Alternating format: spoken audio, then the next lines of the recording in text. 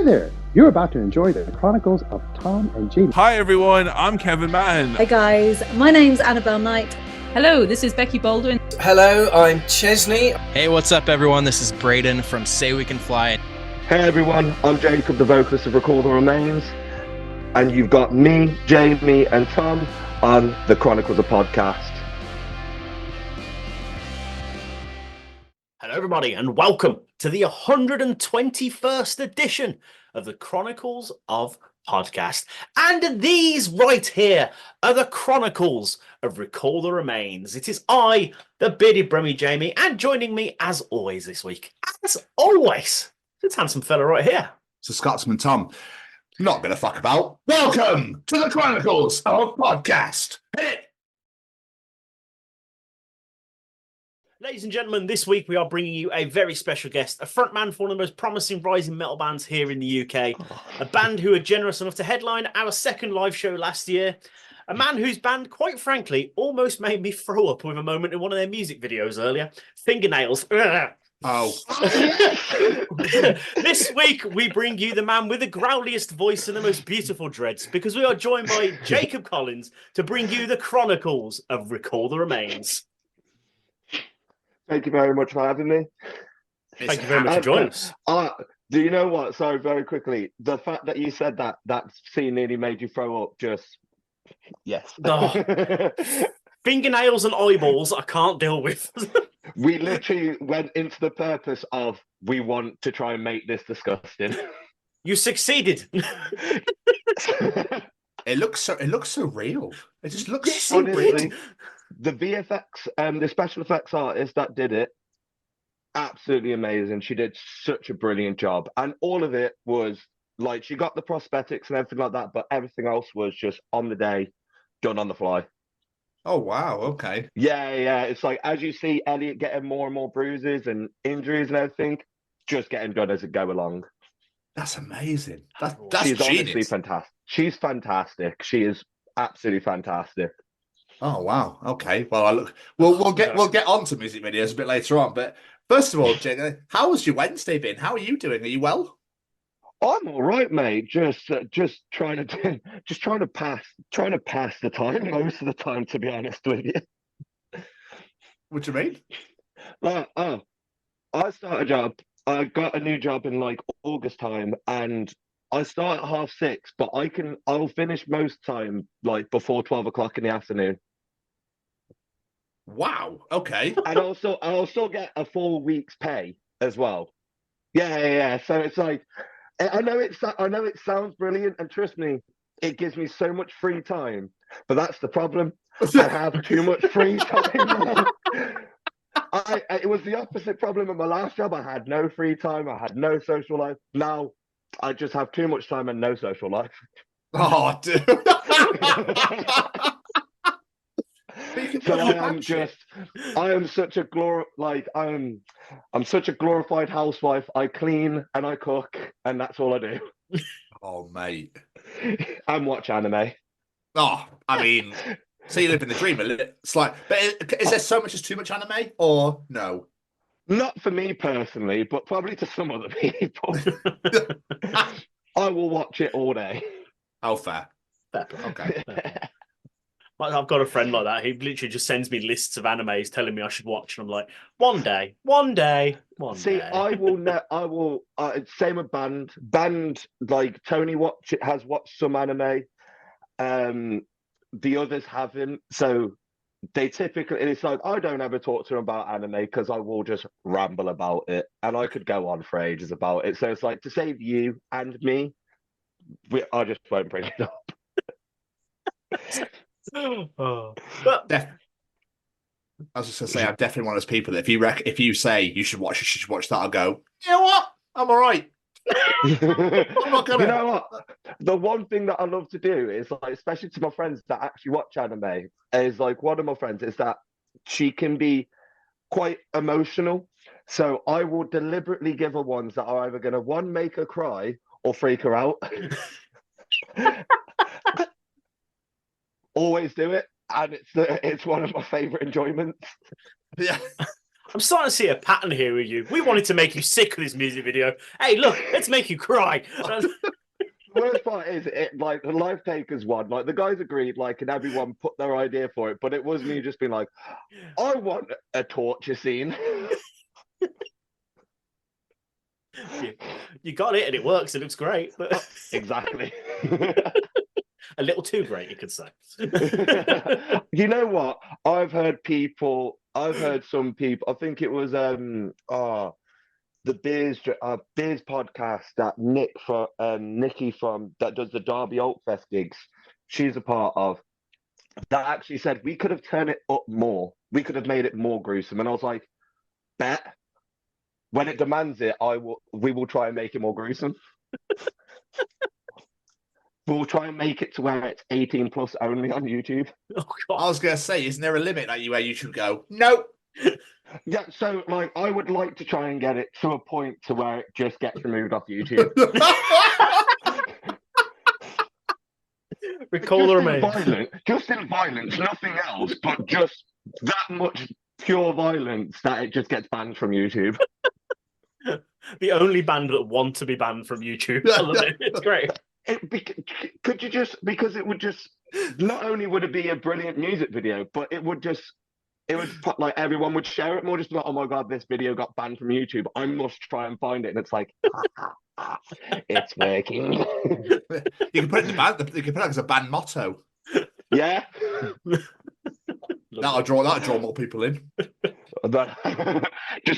Just being like, click on our sneaky link, and then they come up to the music video and just torment people. Oh.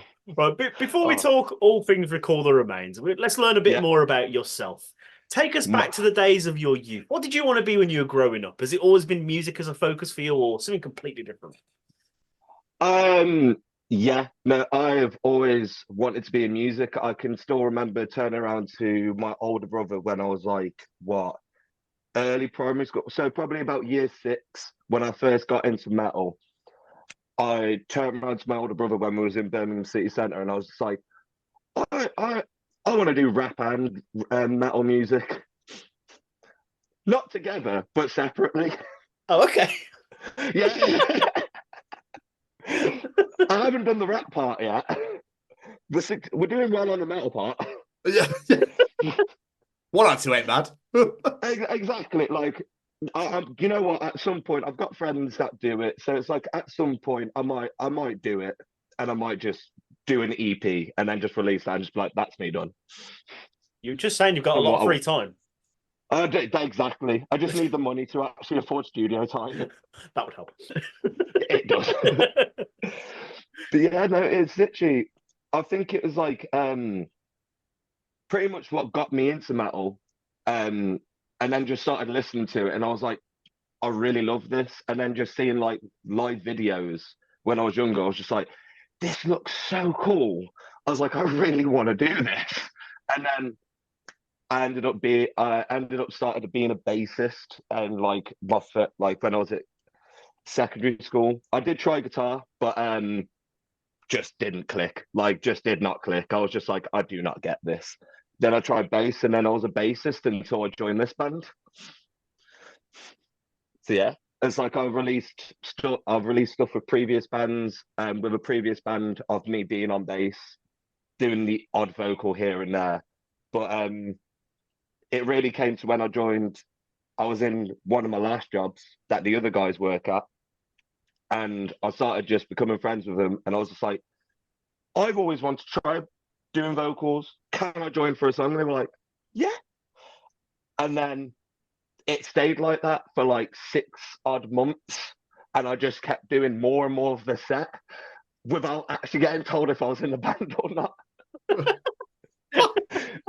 This kept me there, just teasing me, just like, maybe.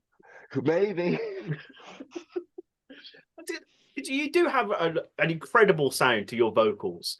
Where does that come from? Was inspiration from other vocalists, or is this a sound you found on your own? Oh, I definitely put it down as like, it's inspirational. Like, I do try and like come away from obviously trying to imitate other vocalists. Like, techniques, cool. But I think we've all most vocalists have all tried to do like the Will Remote scream at this point now. But yeah, no, it's like before it was like I wanted my mids to sound like Radley Blythe. My lows, it was like, what was it? Like Alex that used to be in Chelsea Grin, his lows, and like Eddie Amirez, All Shall Perish, his highs, and then just kept bouncing between people because I was like, if I keep bouncing between and then keep going through these influences, I will find my own like voice in the end. But yeah, no, definitely was. It started off inspirational, and then like I've found my own now. Yeah, it's incredible. Your voice is unreal. I'm not gonna lie. Oh, thank you. So Thank you. it's like, have you ever had like lessons to that sort of thing, or is it all completely self-taught? No, it's like but mate, back in the day, like when I started learning it, like there was no tutorial videos for it. It was still going off the premise that it was like it was pretty much all from your throat. It's just going to damage your throat all the time.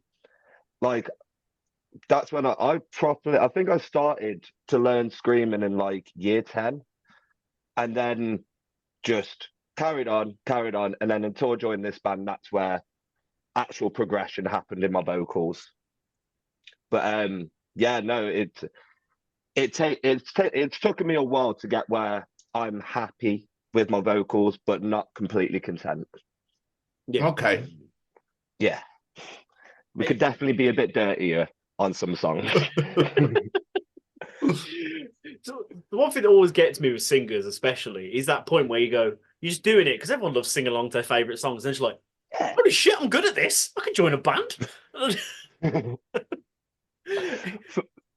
Yeah, no, for me it wasn't like singing's one of those things that like I will do like from time to time on tracks, and I would love to do like some solo stuff of me doing singing, but I never want to do a large portion of me singing because that's Jordan's duty. Like I'll be backup for Jordan, but that's Jordan's part.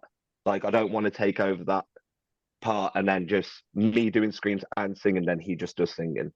Like no, I'd rather back Jordan up because his voice is so much more powerful and so much more distinct that I'm just like, you carry on being the singer, dude. I'm fine with just being the screamer. But it works so well. Yeah. The blend of it, the mold of it is just, you have something quite unique and it's exciting. I'll put it that way. Like, so when I spoke to you back for Razor's Edge last year or 2 years ago now, whatever, like that's when I was introduced to you. So when I started listening to stuff, I was like, oh my fucking God, this is great. And I was quite surprised that you're at the level that you're at. I thought you'd be flying by now. You know what I mean? But yeah, just that whole that mold of you and Jordan together is just magnifique, monsieur. I think it's literally just been like, without trying to like not tooting our own horn or anything like that. I think it's just literally just like keep going, keep doing what we're doing, and then like we might catch someone's eye, and then it could literally just catapult from there. Like just keep doing the shows and everything, because like the more people that keep like wearing our band merch and keep like mentioning our names, places, and everything like that, something's bound to happen. Yeah. Like hopefully, anyway. That's my dream, anyway. But yeah, I think if you keep going the way you go, my friend, a dream will be achieved. So yeah, absolutely. Because you're right. Sometimes all it takes is that one song.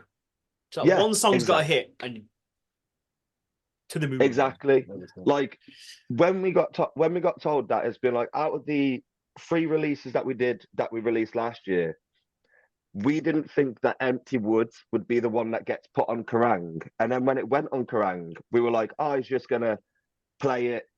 Then that he might introduce the band and then just play it. But he actually did like a little kind of speech for us, and we were just like 14-year-old me is dying right now. Like, I can't believe I've just got played on Kerrang radio.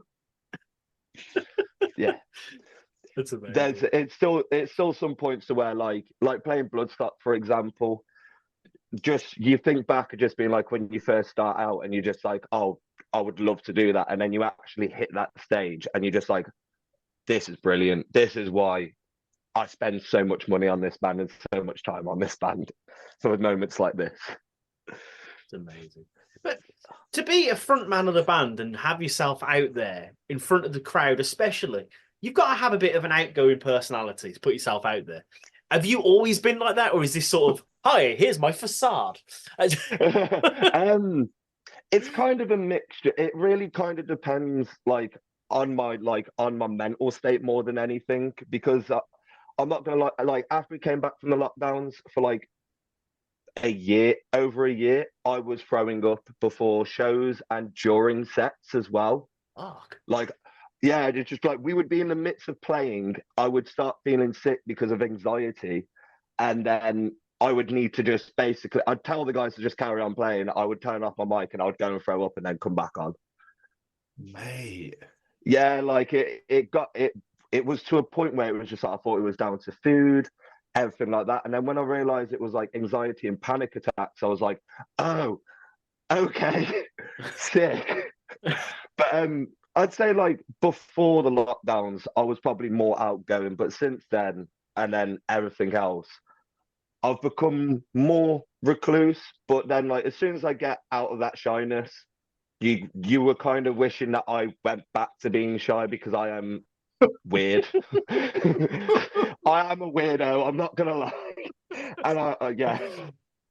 And that's what makes you unique, though, isn't it? That's what makes you a great character. Like, yeah, you should never. I don't understand when people be like, "Oh yeah, but I'm a little weird." Like, and why does that matter? Like, I think everyone's a little weird, aren't they? Everyone realistic. I think sometimes you have to just like pre-warn people so that when people turn around and be like, "You're weird," it's like, I did tell you I'm weird. Yeah. It's just like insurance in the end of the day. I tell them just to cover my own back. I love it. I love it. But it's what made me laugh about it. Like when we did our live show and you were there, like you're just chilling out on the stool, just the whole night, just chilling there, be like, "You're right." And then suddenly you get on this stage and this fucking monster appears. His voice comes out, and I was like, "How the fuck is the dude that was just chilling there? Like, what? Did he take the do-rag off and this monster just comes out? Like, what?" Pretty like it's up to a point now where it's just like, because of like I said, like panic attacks and anxiety, like why I face away like from the crowd at first, so I can like hype myself, like kind of just get myself in that frame of mind of just being like, I am going to just try and like, not in a bad sense, but I'm going to fuck this shit up as much as I can. And then just, even on small stages, as you've seen, Tom, and as you've seen before, it's just being like, I will just kick, and I will just kick in the air, just to proper get to people and just be like, I didn't think there was space to do that. Like, if I can do more and more ridiculous stuff to just catch people's eye, brilliant. But then, yeah, as soon as I come off stage, I'm just like, hello, it's me. So with the Bloodstock crowd, then, if you're having severe panic attacks, anxiety, what happened at the Bloodstock show? Did that happen there? Oh, so I didn't throw up at that one, but because like at that point I just kept moving, so I don't think it was setting in. And then it was really weird. So it was like, I think my body kind of, it checked me out, because I made a TikTok video for Dave from the basis of Bury Tomorrow. I was like, your band's playing on this stage, my band's playing on this stage, want to come by? He never replied, but then he actually just came by, and I was like, oh, hello. But I started getting like really bad pins and needles in my arm. Like in both my arms, they were just going like to a numbness at point, and I was just like, oh god, this is there was like nothing I could do to kind of just take away from the anxiety of it all. But yeah, no, luckily I didn't throw up that day. Good. But I'm glad I didn't, because it was so fucking hot, mate. Oh yeah. I still have videos, a video of like us like coming off stage, and then you just see like a layer of sweat like a slug on me, and then I'm just like, I want to die. And then Tony's on the floor, Zach's on the floor. Somehow Jordan's still in leather trousers and full makeup. Yeah, no, like leather trousers, a long sleeve, and full makeup. What? It was like 35 degrees every day. Yeah, I know this. It's why I originally started calling him a lizard. Because he is just a lizard, mate. Like he hates the cold. Like I've seen this man wear jeans through summertime in factory work. Like skinny jeans as well, not loose jeans, but skinny jeans. Damn. Yeah, he's a Damn. lizard. He's Yeah. definitely part lizard. He's part lizard, and he's still just stuck in the face. He can't get out of it. But go back to the origins of the band. Recall Remains' first song was released in 2017, but you were saying you weren't in the band when they first got together, is it? No. So it's really funny, in fact, it's been like when I did my first gig is when Recall the Remains did their first gig. I was in my first band, they were doing their first gig, and then we did another gig together in like Broseley Social Club, a little town that's near Telford. We did another gig there, and then like went our separate ways. They lost a fair few members, and then it was only Elliot and Jordan that actually stayed by.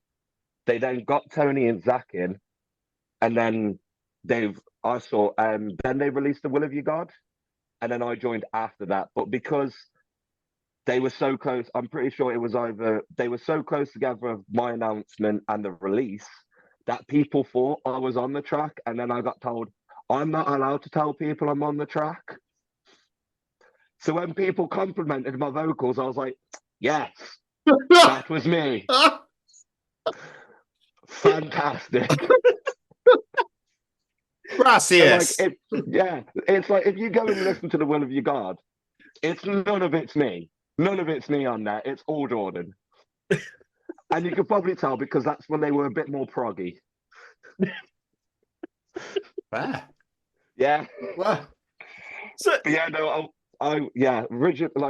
origins of the band is like it started over 10 years ago with Elliot and Jordan just carrying it on, and then I think it was Tony joined, and then it was Zach, and then me, and then it's been like that for like 6 years now. amazing. That's incredible.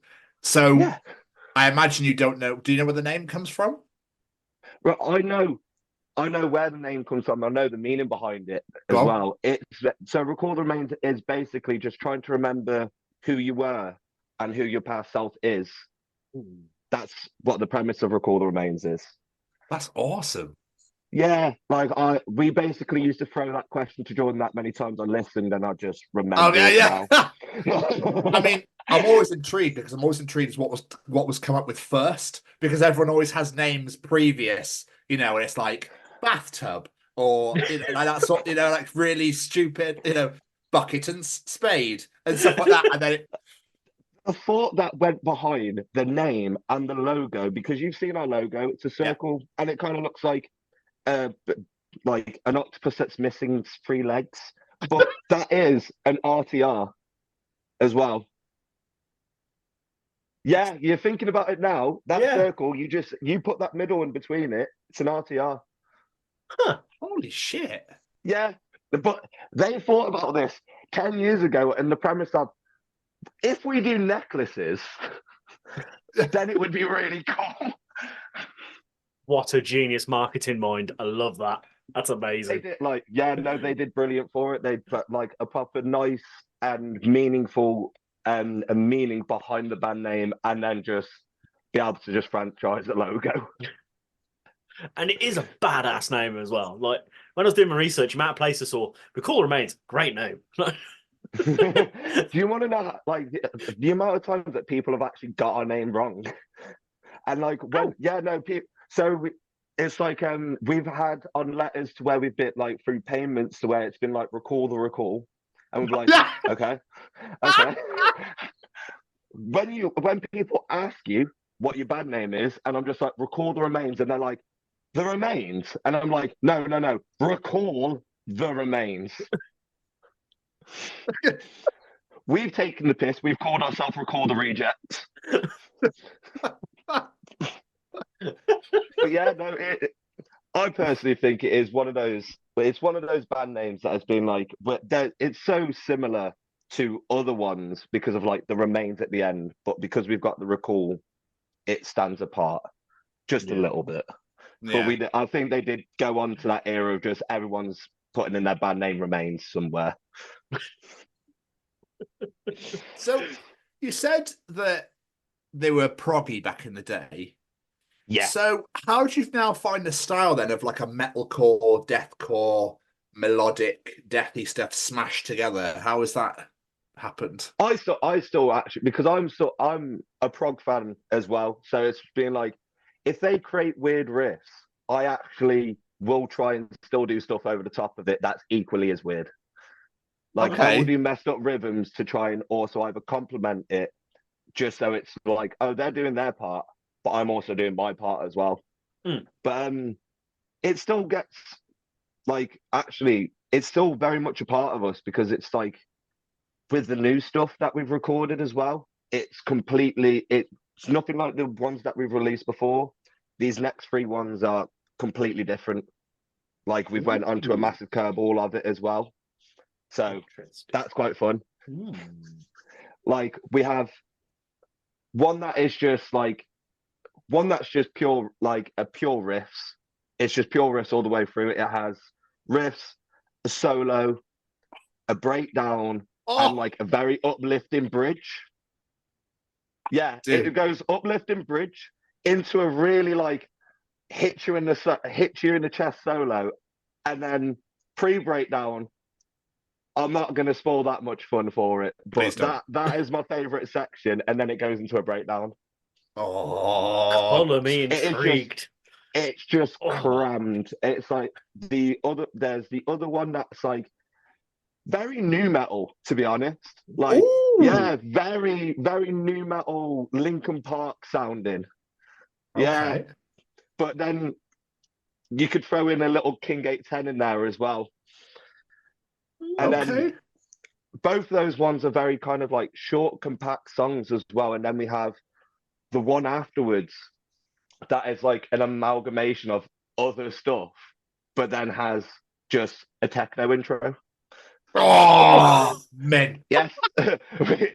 we have, so like those 3 songs we have played live like last year, and we just, or the year beforehand, we just stopped playing them because we're like, we don't want to get too married to these songs because we know they're going to change in the studio, but they are going to get released this year.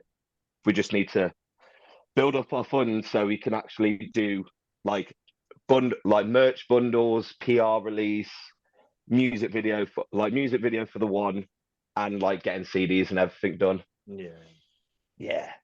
A lot of money. I've had to calculate it all. A lot of money, but it will be completely worth it. Amazing. But what makes you guys stand out? I know we spoke about it earlier. Is the fact that you've got the double vocals of yourself and Jordan. What's it like with that dynamic when it comes to songwriting and deciding who sings what parts and whatnot? There's not actually at any point that like me and Jordan will disagree with stuff. Like I know for a fact now it's because like he's taken a step back from being like, because we will on live we'll say he is a main vocalist because he backs me up on some parts, and I want him to be equally as loud as I am. But he was afraid of it when I first joined. He was like, I'm just going to be the chorus boy, and then he is just chorus. So anytime anything else, it's like I know that I've got the verses depending on what the song sounds like, and then I know he's got the choruses. With some of the new ones, we have changed it up a bit to where we're both on it and we're both doing the chorus. But yeah, no, his singing, because of how great he is, complements the kind of pitched low screams I can do. So they just merge really well. And I would love to try and do more choruses that we can have together, because I just think it works so well. So when it comes to the writing process, then is it you both together, or like?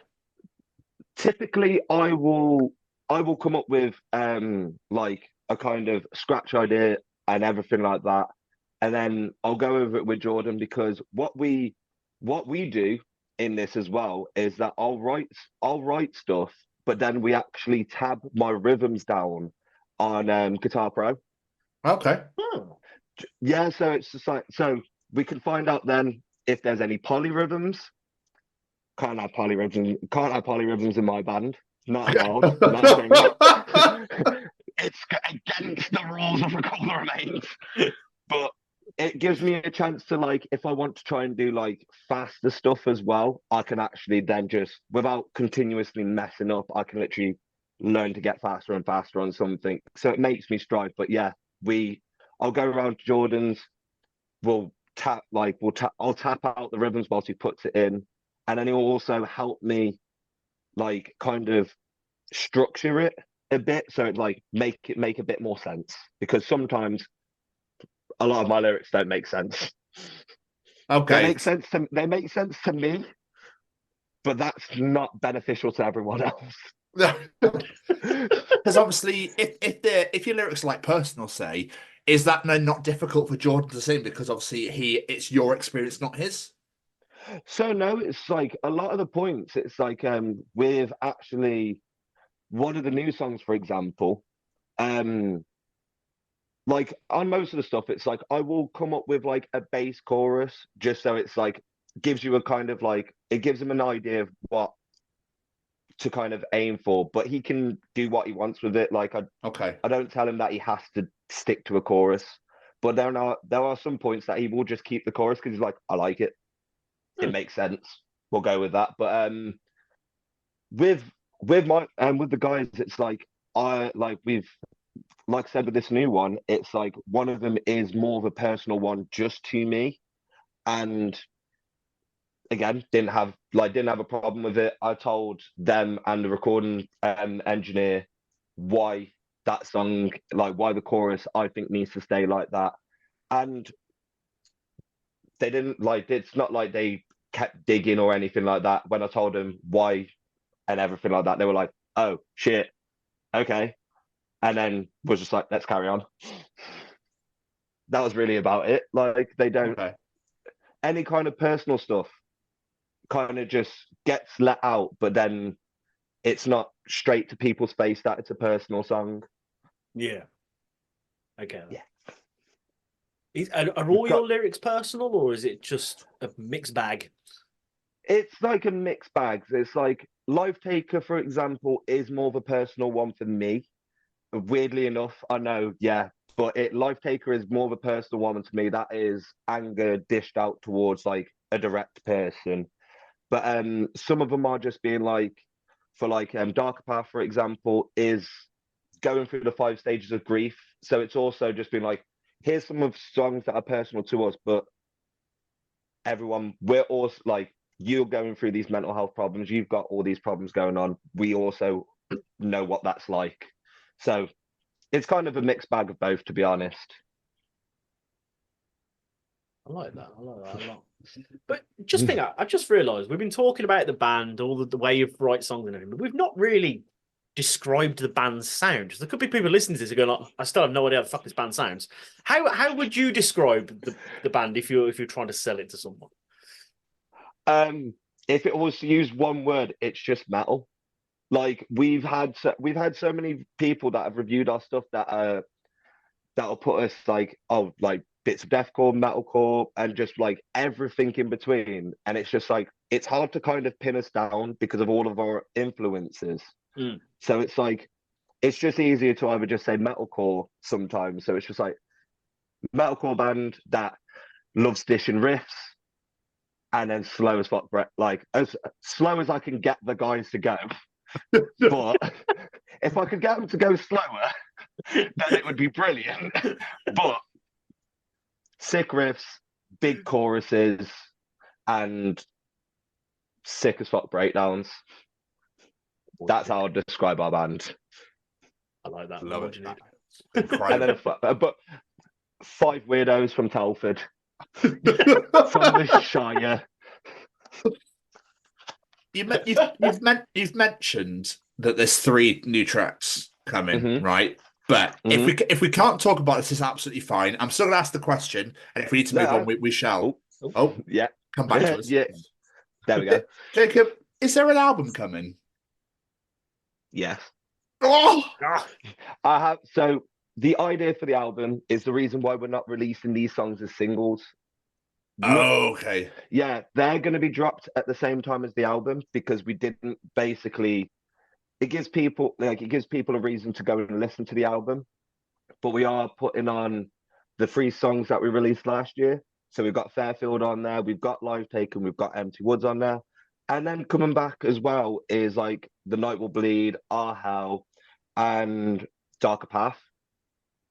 Okay. So we're gonna have a 9-track album with 3 old songs, 3 singles that we released last year, and 3 songs that no one's heard the new versions yet. Ooh. Until next week, where we play with Rituals. We'll play as long as practice goes well, we are going to be playing one of the new ones next week for that tour. Okay. The only reason I say that is because I've just recently left Wales, and I know that you're playing Cardiff, which is I was very close to. I'm now back in Cheltenham, and I was going to come. Yeah. But I'm now in the United States of America, so I'm not actually here at all. But still, I when I saw it come up, I was like, oh, fuck. I looked at the dates. I was like, yeah, I can't make any of that. Brilliant. So.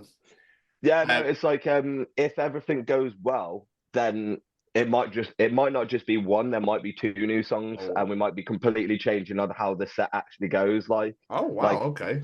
Our Hell, that's been the staple last song of our set for so long now, will not be the last song of our set. Oh, exclusive. But yeah, no, it's like I'm really looking forward to releasing these, like, because the little snippets I have shown people in person, they've just been like, oh, okay, this is completely different and everything. But yeah, no, I'm really excited. I'm really excited to do the music video as well with Jay Hillier, because he always does sick stuff. It's just the money part that I'm not looking forward to. Yeah, I can imagine. But I think it will bear fruit, my friend. It will bear fruit. Yeah, no, like I never have a problem with spending as much money as I do on the band, because it's something that I love to do and everything like that. It's just always grim seeing that much money accumulated into the account, and then it just goes. Yeah. And then I just die a little inside. It's really depressing sometimes, because I deal with it, and when your band account has more money than you actually do in your account, you're just like, this is not fair. This is bullshit. Oh, dude. Because obviously you've released singles here, there, and I think there's one EP randomly out there as well. Do you find that the Spotify generation now prefer singles rather than albums, and that's why you've done it that way? Because I know a lot of people now listen to the stuff and go, that was great, what's next? And you're like, well, I think like the best example for it is what Sleep Token have done. So it's like what they did with like Take Me Back to Eden. They released 4 singles, and they were like, you'll get more when the album's dropped. And that's the kind of idea that we had, because originally we were actually going to just do an EP. Okay. We were just going to do an EP with these next 3 ones, but then Tony brought up the idea, and then Dan also reinforced the idea as well about doing an album with all the other ones. Because my original thought of it was, I felt quite cheap bringing back 3 older songs to then throw on the album and everything like that. I wanted to do like completely new ones and everything like that. But I was reassured and everything like that it's not, and everything. So I was like, all right, sound. We'll pick the 3 most popular ones that sound close to what we are now. But yeah, no, it's like it was kind of just like decided, I think, after we released the singles last year. So it's kind of just what happened. Like, I think we always wanted to do an album, but the prices of recording an album is, again, it's a lot of money, especially like when you go to like experienced people as well. It can just cost a lot of money. So we have previously we just released the EP, but this time we're actually just gonna drop it all as an album. I'm so excited to hear these new songs. But the past few years, though, you guys have achieved some amazing things. And there's a couple of things I do want to talk about specifically. We briefly mentioned earlier Bloodstock.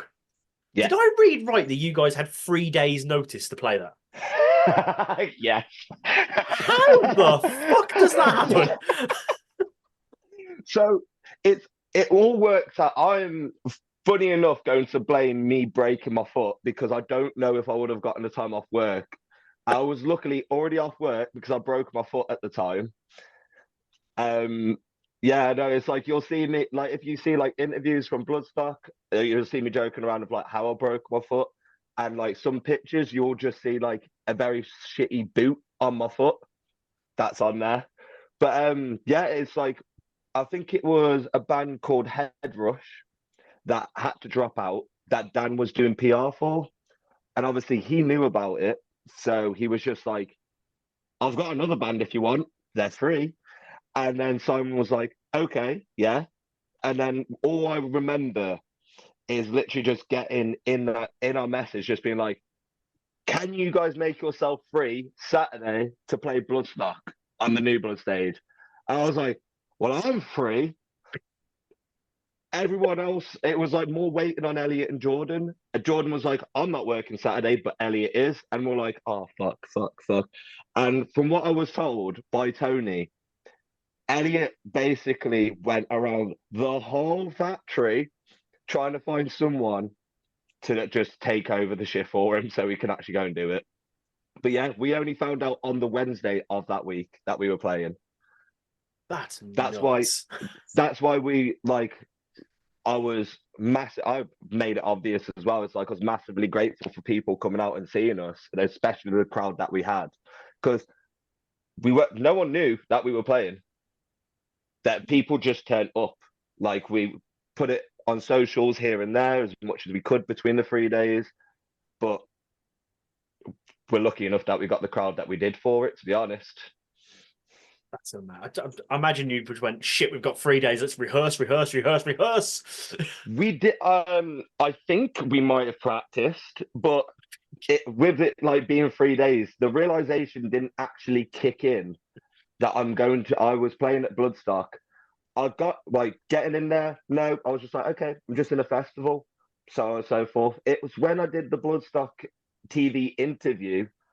And then there was members from like Barry Tomorrow to like that side of me, members of Malevolence over there. I was just like, okay, I'm actually doing this now. Fuck. I think it clicks in the interview as well because I literally go, I'm next to Dan from Barry Tomorrow right now.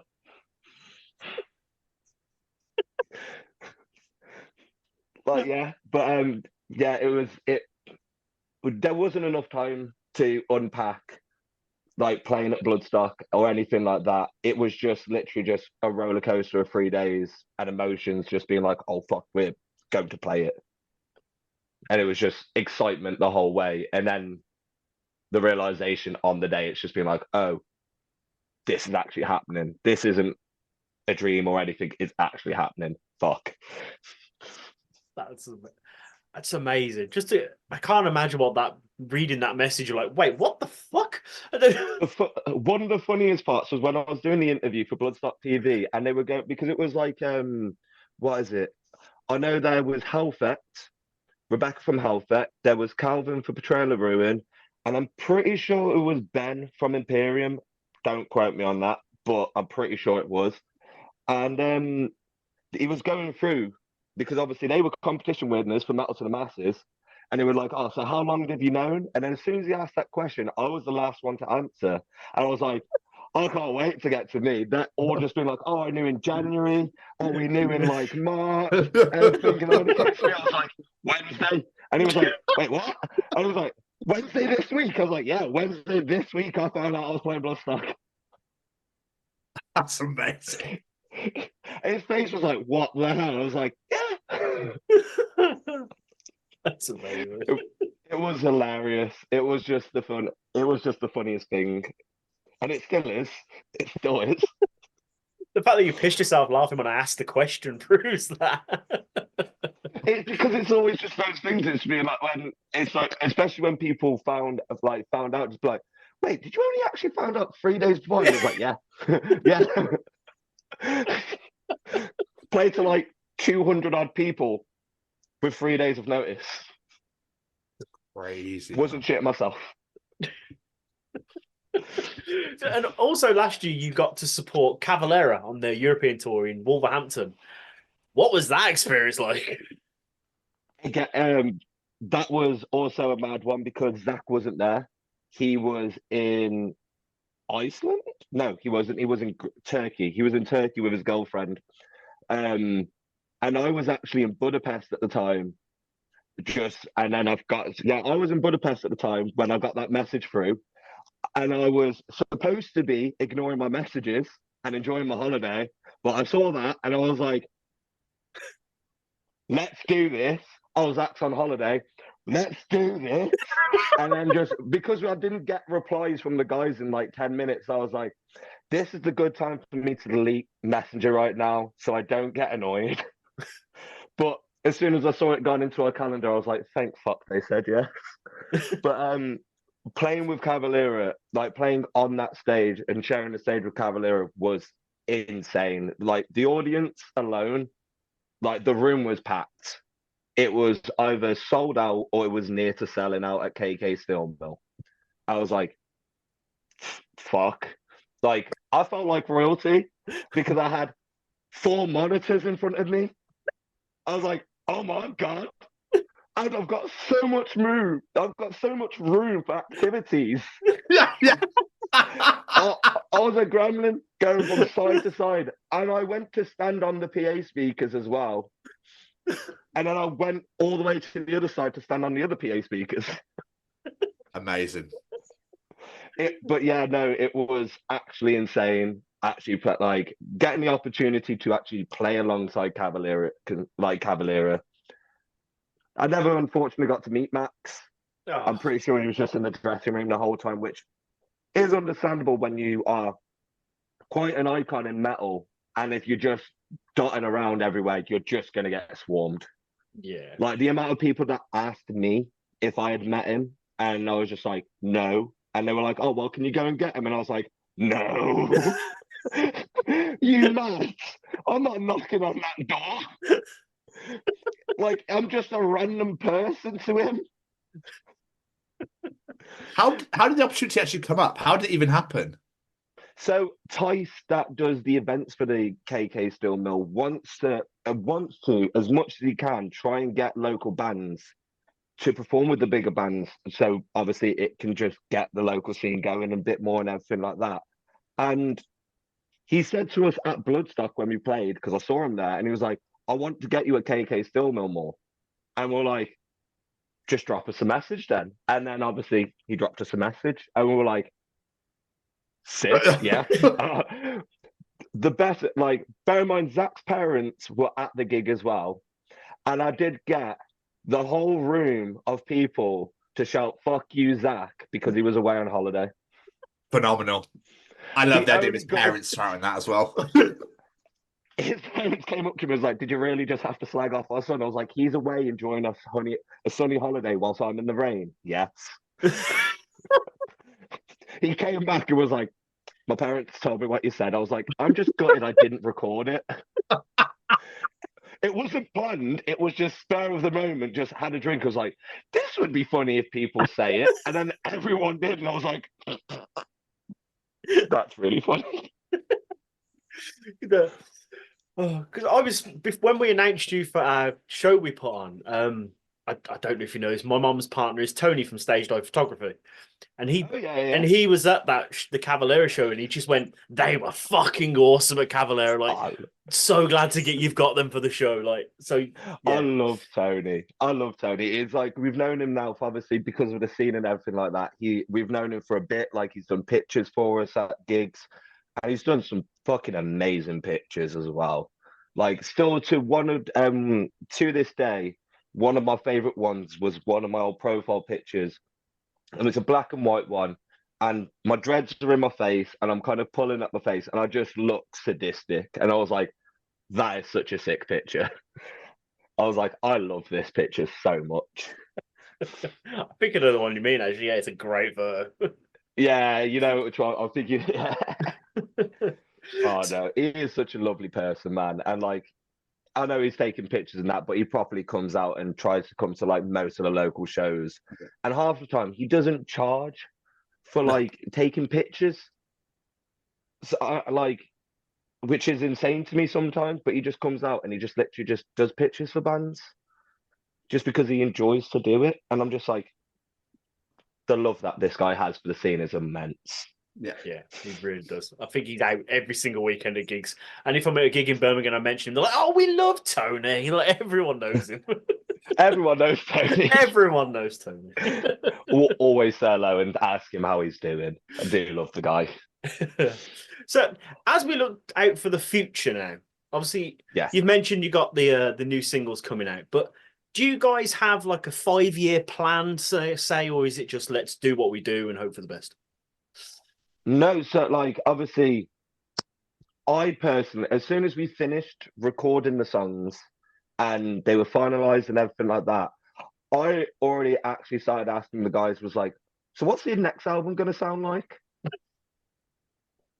Because it was just what I was just like, well, we've done this now. There's nothing I can do to change any of how these songs sound.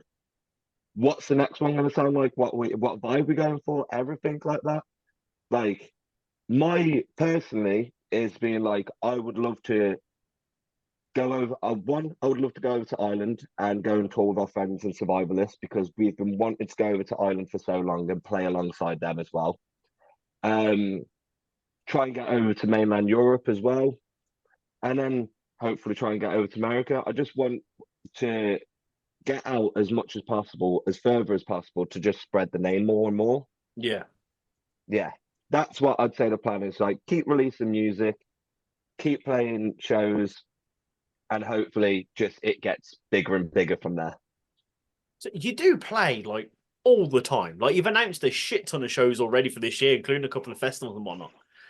March is disgusting. I'm like grateful for all of the shows. I'm always grateful for how busy we are, but March is disgusting. Are you excited for it though? Oh, 100%. I know we're going to be so tired. We're going to like, because of like work commitments and everything like that, is like and like money and everything. We typically come back from gigs. So we'll travel back to Telford to then go back out to some of the gigs. Sometimes it works out better. So it's like Cardiff, no, not Cardiff, but like Birmingham, Gifford, some ones that are like 2 hours away. We don't mind driving back for that because it's 2 hours. Like, we've drove 2 hours there, we can drive 2 hours back. But I think it's getting to the point now where it's just being like, if they're 4 hours away, like Whitehaven, that we're doing later on in March, yeah, we've booked a hotel for that. Yeah. I made a point of this. I was just like, I'm not traveling for 8 hours to be there for like 3 and then have to travel back because I'm just exhausted. And you do want to take breaks on the way back and everything, but you just think, if I take a break and we keep taking breaks, it's going to take longer for me to get back. I just want to kind of get home now. I'm tired. That's fair. Is there anywhere in this stretch of shows that you're playing that you haven't played before? Oh, so I think so like town-wise, no, but some different venues. So obviously we've played the Devil's Dog, we've played the Gifford. In Bristol, we're playing the Exchange. We've only really played the Griffin in Bristol, so that's going to be a new one, which will be cool. I think Stereo Junkie as well in Sheffield. I don't think we've played there, but we have played in Sheffield. So a lot of these places we've been either too many times or once before. So it'll all be sick to go back and play again. But yeah, no, there's not new ones yet. Actually, no. Coventry for Dementia Aware Fest. I don't believe we've played Coventry yet. So that will be a new one. I think the other ones, yeah, we've played before now. Is there any like cities you haven't played that you really want to? Oh, I would love to. I would love to play up in Liverpool, Blackpool, but there hasn't. Off the top of my head, I can't think of any because we've done London, we've done Hull. Hull was a fun one actually. Hull was fucking hilarious because we drove past the venue at first because it didn't look like a venue. Like it's a brilliant venue inside, yeah, but on the outside it looks like a crack den. Because it had bars as well. Like it was in front of behind a bus stop, and we're like, this can't be the place. Then we saw Chase from Beyond Your Design sitting out front and was like, no, that's the place. Walked in, and like it's big. It's like the Hairy Dog, for example. You walk in, it's one bigger than what you think it's going to be. Stage, brilliant. The sound, sick. And then where we were storing our stuff, there was a boxing ring. Right? Yeah, there was a boxing ring out the back and a massive tyre. And I can remember getting in that tyre somehow, because it was like a massive tractor one. I got in it and the guys were pushing me just before we went on, and I was like, yeah, I'm dizzy now, thank you. But I would love to go back to that venue because it was the most weirdest thing, just being like, oh yeah, put your stuff back there. And it's like, there's a boxing ring. It's not like it was high ceilings or anything like that, but it was a boxing ring. And that was, yeah. But yeah, a lot of the apart from Coventry, we have played a lot of them, but I'd love to definitely get up to Liverpool. I'd love to get up to, because we've done Glasgow. I'd love to try and get up to Edinburgh and do a show. And I'd love to try and so Liverpool, Edinburgh, and Blackpool. Yeah. Wow. Like, I know there's probably more and more cities that are out there that I'd love to play as well. Because honestly, lads, I just want to play like all the time at every city in town. That'd be fine with me. That's someone that's passionate about what they do, and you can't beat that. Yeah, can't beat that. Oh mate, like I've said this to the guys. I've said this all my life as throughout my career as a musician. If I can just, through music, make enough money to pay my bills and I just get to go around the world playing music, fine with me. Like, I'll get a second job. I don't care about doing that. I get to go around the world and play my music to complete strangers that like my music. Like, that's what I love. Incredible. Last thing from myself before we start wrapping up. If people are listening to this and they want to check out some Recall the Remains music, I like the sound of this guy. I like the cut of his jib, as they say. What's a couple of songs from the back catalogue that stand out to you as like a good example of what you guys are about? Fairfield is definitely a good example of what we're about. Like, it's heavy. It's heavy. It's got a brilliant fucking chorus to it. Life Taker is also a good example because it's got such a sick riff as well. And then we've got Our Hell, which also includes like the proggy side of the band. So just off the top of my head, like Life Taker, Fairfield, Empty Woods as well, because I know the guys don't like me saying this. It is kind of like our pirate banger. They hate me saying it, but every time I hear it play, I love the song as well. I love playing it. But I do just think, where it's just like, I'm just like, I'm on the shit. I'm sailing. But again, it is such a good song. So yeah, between Empty Woods, Life Taker. Do you know what? Just check them all out because I can't pick one. I can't pick one because I just keep adding songs because I was just about to say Darker Path as well. It's got fast, slow riffs as well. Incredible. But yeah, no, it's like Darker Path, Fairfield, and The Night Will Bleed. We'll go with those three. I'd say those are the ones that people would need to check out the most. Phenomenal. I mean, I was going to say, Empty Woods is probably my favourite one. I mean, yeah. I wrote Empty Woods, Life Taker, Fairfield, and Darker the Path as bangers for me. Yeah.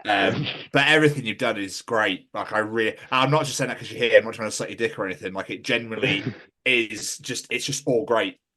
Like you can't Thank go you so wrong much. with anything. So like I do love your band and I really enjoy everything. I'm so excited for the 3 tracks you drop on the album, etc. But I've got a few more questions if that's okay. Yeah, go for it. We mentioned at the very, very beginning that Jamie felt quite sick after a nail was removed in the Live Taker video. Yeah. With music videos, Yeah. making them come up with the concepts and doing them, etc. Love them or hate them? I actually quite like doing music videos. I like actually coming up with like an idea that also goes with the music video whilst also standing on its own. I like going through all that stuff. And like even in the day, like where it's just been like recording stuff, because I think I like it more because we work with Jay Hillier, and he's a phenomenal guy to actually work with. And literally it's been like half the time it's like we literally just kind of bring notes of what we want, and then he'll literally just see it and he'll be like, "You can work with this. Let's do this." And he blows it out of the water every goddamn time. But I thoroughly actually like doing it. Like the Live Taker one was definitely more of the one to where I was just like, we can just be like, this is very much like creative in a sense where it's like it's not just a performance part. It's not just like telling a story and everything like that. It is proper like camera angles, like like special effects, everything like that. Loved it. I remember you telling me a story back for the Race's Edge interview about how the police got called on you during a music video. Yeah. That was actually I really wish we had the footage for it because that was Darker Past music video. So the big open space we were in, we were doing the music video. It was during the midst of the lockdown as well. So we were doing a lot of other stuff in the lockdown. And obviously Jay has the massive speaker. For the people that don't know, obviously, how music videos are done. Like, it's literally like one massive speaker will get played and everyone's miming to it, bar the drummer. He actually has to play his stuff. Oh. Yeah. I feel, side note, I do feel so sorry for drummers the most in music videos because they are in every angle. So if you're filming for 9 hours, they're playing for 7 hours. If they're in every angle shot, they need to be in everyone else's shot. Oh, never thought While of that. the others are getting to take breaks, the drummer's in every single shot. That's insane. It is. But yeah, no. So with the Darker Path one, the music was playing, everything like that. And then I can just remember coming away because I wasn't needed during a part. And then I looked back and I just saw these high vis and I was just like, oh, for fuck's sake. And we didn't realize we were on private land because it's not like we jumped gates or anything like that. It was a broken part of the gate. Like people cycle into that. But in this massive open space in the midst of the daylight, people thought there was a rave going on. So that's why the police were called. Yeah. Yeah, that's what raves have. A full drum kit, guitars, bass, and speakers. Well, I mean, they don't have speakers, but like that, and 5 people. They thought a rave was happening, so, and because like no one could see it, because like it was like we had to walk like 10 minutes to that open spot. Like not 10 minutes, but it felt like it with all the stuff. But we had to unpack it all. Then the police were like, it's private land, you need to get off it. So we're like, okay, cool. Like, let's pack down a whole drum kit, amps, everything to take back now. Sound. We got the shots that we needed. But the other additional funny part is the fact of we had 3 kids that were on a bike ride that watched us record this music video. That's awesome. Yeah, no, and literally, like, one of them said afterwards, like, bear in mind, like, they actually followed us at some places, but they actually was very respectful of keeping out of the shots. And yeah, no, it's been like, we gave them, like, a pic and everything like that. That had, like, the little band logo. But one of them was like, you guys are awesome. And I was like, I want that in the music video, just at the end. Yeah. I want these like little side clips. But yeah, no, we had like little kids, and then we actually had I think it was either the next day or later on in the day. One of their mums messaged us and goes, "Thank you very much for like being so nice to my son, like so on and so forth." And we're just like, "Don't worry about it. Like, we're not going to be knobheads." But it was genuine surprise that like one, we had kids. We literally there was kids watching us. Then police turned up, and then the mum messaged us the day afterwards, like, "Thank you for entertaining my son." I was like, "Don't worry about it." That's amazing. Inspiring the next generation. That's what you know. What that's what I hope. That is absolutely incredible. Saying that, like, March is busier for me and Zach because me and him actually are going to our local college, TCAT, to go and actually get, like, basically for students to ask us about our experience in the music industry. Oh, wow. That's incredible. Yeah, so it's like a music teacher that actually taught some of the guys as well. When we did the Shropshire Music Awards, he was there. We were performing, like, the college kids that were playing as well. They actually knew, some of them knew of us beforehand and was just like, two of them came up and was like, "We really like your band," like as 18-year-olds did. And I was like, "Oh, you're adorable. I just want to pinch your cheeks." I have a video of like these other kids, like just literally just in the corner on the rafters of these just 18-year-olds just headbanging, like 20 of them just fully headbanging. And then when we finished, they stormed that stage to just kind of speak and talk to us and then just get some pictures. And I was like, "You're all so adorable. I just want to pinch your cheeks." That's all I want to do right now. I've got all the time in the world for all of you. But yeah, we got asked then if we would be interested in doing it. And I was just like, you've never had a metal band, like they've never had a metal band come in and give their experience on it, let alone one that's actually from the hometown of the college. So I think I really look forward to it, to be honest. Like, but yeah, we've also got that. I think it's like the 13th of March. So we've got the Rituals tour, then we've got the tour with Levain and Born Zero, and then I'm going into a college midweek. Hopefully recover that point. Joan. Hopefully. Fingers crossed. Fingers crossed. Like I finish early enough from work, I can nap. Yeah, you'd be golden. You'd be absolutely golden. But funnily enough, you just steered perfectly into what I was going to bring up. The Shropshire Music Awards. Like, what the fuck? How did that even come about? That must have been amazing. So it was like we had obviously 2023's version, 2023 that we actually played at, and we got nominated for Best Band, but we also got nominated for 2022 as well. And we won that time. Oh, we got nominated for like Best Music Video, which was Our Hell's one. Unfortunately, one, Live Taker wasn't out then, and secondly, I don't think it would have. I think it would have probably could have won for Best Music Video, but not for the reason that people intended. But the 2021 was by far one of the. It was weird, for example, going both times because it was like Telford and Shropshire's not done this before, so it was a completely new concept. But the 2022 one was funnier for me because one, cool, show our music videos and everything like that. That's cool. But they brought up an old live music video from my old band. Yeah. And They played it on the screen. And I sat there and I was like, "Excuse me." I'm the only one that's from that band that's here. And secondly, you didn't ask my permission for that. But yeah, I just remember because I still remember that. I still remember those videos. And I just saw that and I was like, "Excuse what?"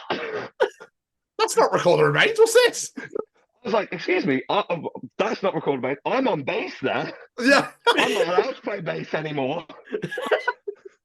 In the band, anyway. I can play bass out of the band, but, well, I can't play bass as good as I used to, so I just don't pick it up anymore.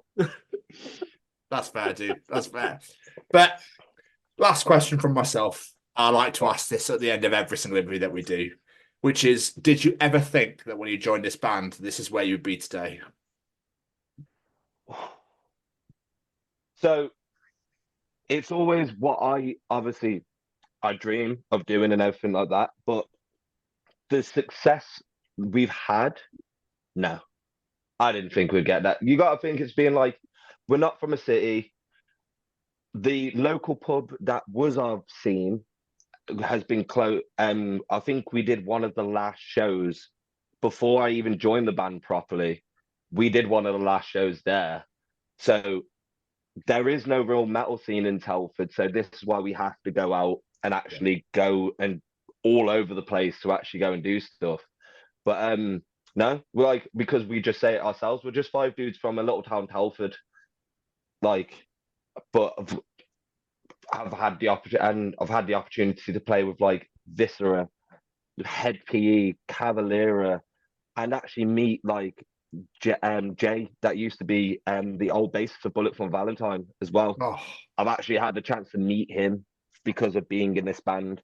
And yeah, no, like those kind of experiences are insane. That's amazing. Never be able to top it. And as I said at the start, this is only the fucking beginning, mate. Only the beginning. That's the plan. My dream, would literally not just to be friends with some of the more popular musicians now. That's all I wish. Just want to be friends with them. Not for clout or anything like that. Just so I can be friends with them. Like, it would just be so cool to just be like, oh yeah, I can just like drop like Phil Bozeman a message whenever I want. Cool. That would be sick. And he actually replies. That's the important bit, Yeah. Yeah. Because it's like, we can all add these people through Facebook and they accept it, but they're not going to reply to you. No. They might, but I'm too anxious to message him. Before we let you go, any plugs, social medias, websites, whatever it may be you want to plug?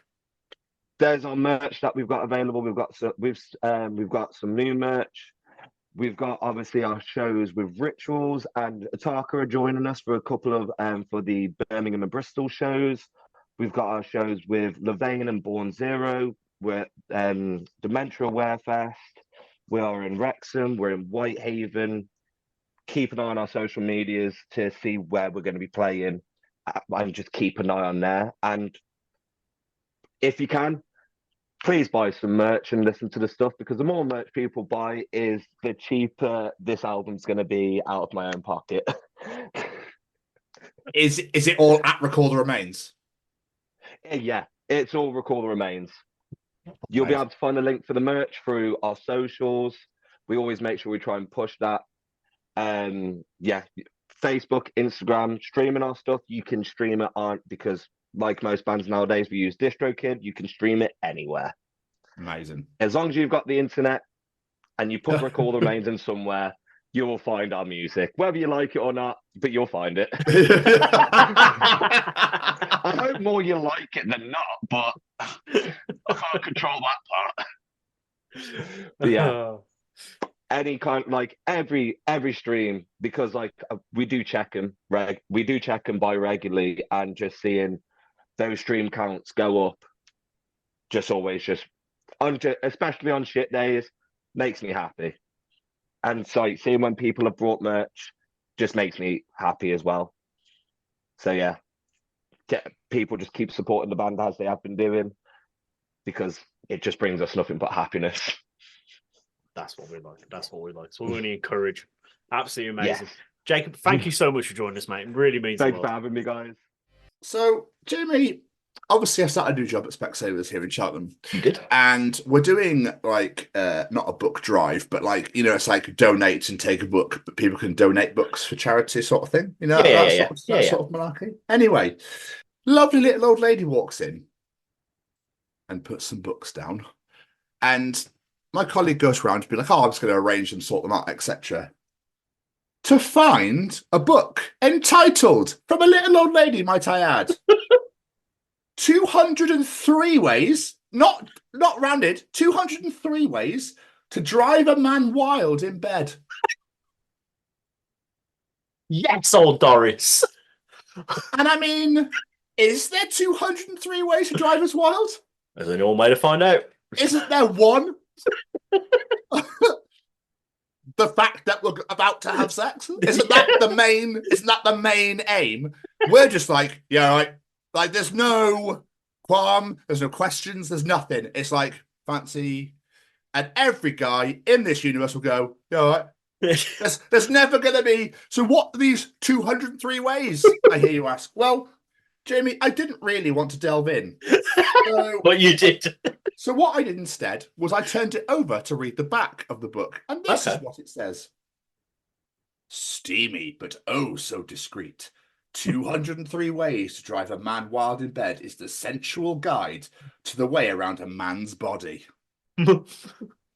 Just touch our penis. That's pretty much it. It's pretty simple. We're simple folk. Even a little flick, just like, oh. I'm arriving. Dedicated to the lusty goddess that lives inside us all. 203 ways to drive a man wild in bed is an openly erotic, playful, sexy guide to raising the temperature of any relationship. Think sexy, think inventive, think relaxed, writes Olivia St. Clair as she leads readers on a sensuous tour of their partner's bodies, their own bodies, and the myriad of ways in which the two can complement one another to the delight of each, whilst not forgetting the guidelines for safe sex. 203 ways to drive a man wild in bed reveals the 5 secrets of great sex. I thought there was 203. I'm going to say, which one is it? Yeah. And goes on to present an intriguing and inviting catalogue of 203 sensuous tips, frank suggestions, not Brian, Frank, yep, and wicked techniques that will help reveal the sexy, irresistible creature inside every woman, bracket, and man, closing bracket. But I love the idea of Enid coming and being like, my time is done. My time is done. I'm going to pass this on for the next person. But obviously we had to take that off straight away because in the middle of a massive supermarket and shop, there were children around. So, yeah. I love the idea. She's just like, I've mastered all 203. I need no more of this guide. I shall pass on the wisdom to others. I love the idea of her ringing up Olivia St. Clair and going, Olivia, I've actually now got 207 ways to satisfy a man, to drive a man while in bed. So I will be adding my own. I'll be making my own book and releasing it myself.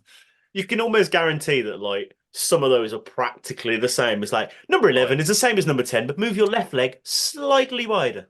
Like, just something stupid like that. 100 ways is the right side and 100 ways is the left. And then it's like one for feet, one for head. Yeah, mental. Absolutely mental. What? That is just absolutely amazing. The fact it was delivered by an old lady just makes it so much better as well. Yeah, but then this author, what makes her think that she is the be-all and know-all of... I know. You know what I mean? Here's 203 ways. Or the next chapter comes out, 204 ways. Next chapter comes out, 205 ways. Like, Jesus Christ. I wonder how many what number she started with when she started writing the book. She's like, oh, I've got another one. Yeah, where does the inspiration come for this? God knows. She sat the other way on her husband and just went, oh, I thought of another way.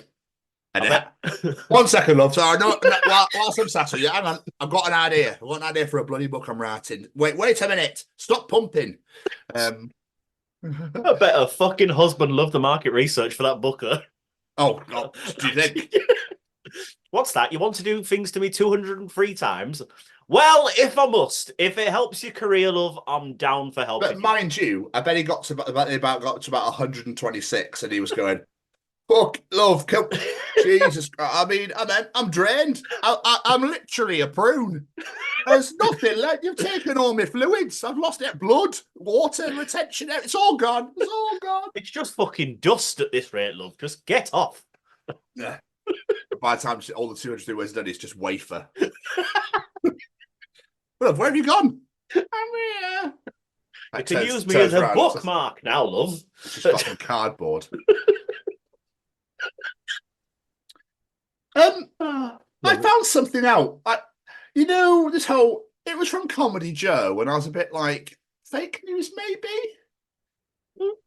Apparently, I should have actually delved into this before I brought this up. Apparently, Kevin Bacon has just discovered his wife is his cousin. No, I've seen this in a load of places. What the fuck?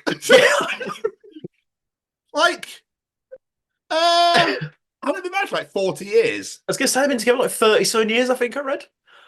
What do you do at that point? You're like, well, we've had a good run. Or do you We've been here. We might as well continue. Well, yeah, Like, was it that? Is that weird? I mean, yeah, but Yeah. But at the same time, they didn't know about it. So at the same time, it isn't weird. But surely, yeah. whoa, right, okay. When you start having the family conversation, Well, yeah, this is the bit that gets me. How do you not know? yeah, because it goes, oh, my dad's called Brian. Oh, that's weird. My dad's brother's called Brian. Oh, well, just obviously got the same name. And when they would have obviously met family, surely they would know. Like, Yeah. how do you not know these things? Especially with technology and social media and everything around now, when everyone can see everything. How the fuck do you not go, okay, that's my uncle. That's weird.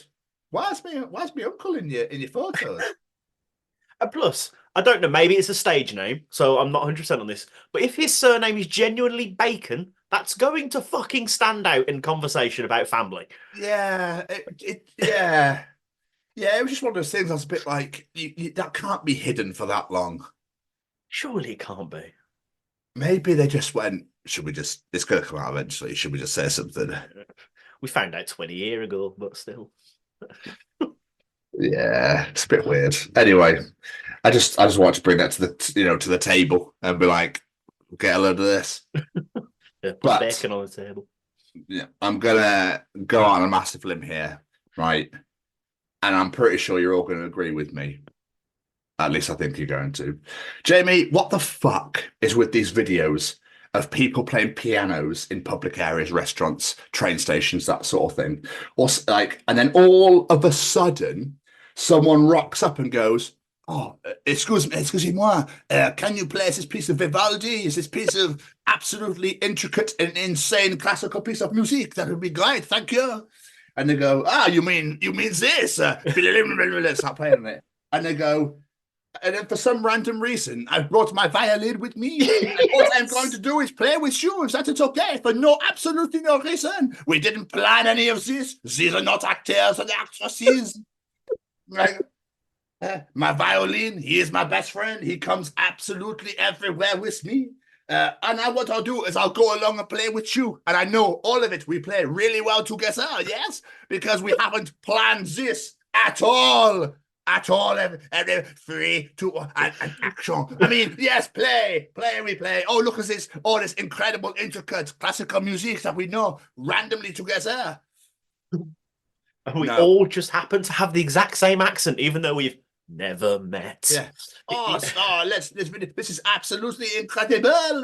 Take a photo, film this. Yeah, no, get in the bin. I'm sick of seeing these videos. I saw one yesterday, and don't get me wrong, it sounded amazing. They did a Star Wars one. It sounded awesome. I was like, this is completely bullshit. Like, because he did that, he's like, oh, do you know this? Do you know this from Star Wars? Yeah. And then all of a sudden the guy just crops up out of nowhere, French horn. I'm like, where the fuck did he come from? Yeah, dressed as a stormtrooper, gives the piano guy a Darth Vader outfit. Oh, thanks for this. That is happens to know my size. Perfect. Let me just put this on. Yeah, bullshit. And if memory serves, around the corner was a guy with a drum. I'm like, where are these people coming from? Yeah, it's silly. What people will do for views, eh, Jamie? Oh, yes, absolutely. Yeah, I know. Who just put some stuff on the internet for no reason. Says the podcasters that sit here. Yeah. Everyone. Although, talking of podcasters, Jarrett Reddick and Gary, one of the members of I think it's the drummer for Bowling for Soup. Yeah. They were talking about their Rockstar Dad podcast about how they should have a podcast called Everyone's Got a Podcast now. And that they should be the host and they should like rate everyone else's podcasts and stuff because pretty much everyone's got one now. I thought it was quite clever. Hilarious, yeah, I thought it was quite funny. I thought it was very funny. You'd never run out of content. No, exactly, because you just pick a podcast a week and then away you go. You'd be here forever. So yeah. Anyway, have you? Don't tell me you brought something to the table this week. Fucking have, you know. Shit. I've brought 2 things. Oh my! Guys, strap yourselves. I know, right? And girls and thems and all of you, just strap yourselves in. One just inspired me. I heard something the other day and had a thought. Is it me or is the trend of like those silly viral songs just sort of fleeted away? Like I heard for the first time in years, Pen Pineapple Apple Pen. Why that's a song, I don't know. Do you remember that? No. Pen, pineapple, apple pen. Do, do, do, do, do, do. No. Yeah, I have a pen. I have an apple, pineapple pen. I have a pen. I have an apple. Apple pen. It's fucking stupid. I mean, everyone was fucking listening to it and singing it at one point. And you had like badger, badger, badger, badger, mushroom, mushroom, all those like viral songs off the internet. I don't remember the last time one came around. You'd think with all the content creation that happens these days, it don't happen anymore. Because people have grown up and developed. People have gotten more clever with it, with pianos and violins in random restaurants. But do you remember Winky Winky Bum Bum Poo Poo Titty Titty? That's another one as well. Yeah. All those sort of things, you never see them anymore. I don't know why. It's weird. Maybe it's just because people have now moved on to the next thing. Was They're this- not a thing anymore. Do you remember Weeble and Bob, those eggs? Oh, I loved Weeble and Bob. And I've got those AS, whatever I sent you, Oh, Aztec movies. I love those things. those cartoons and that sort Yeah. of thing. So they're not all great, but that one I really enjoyed the alphabet one with the A, B, C, D, E, F gun.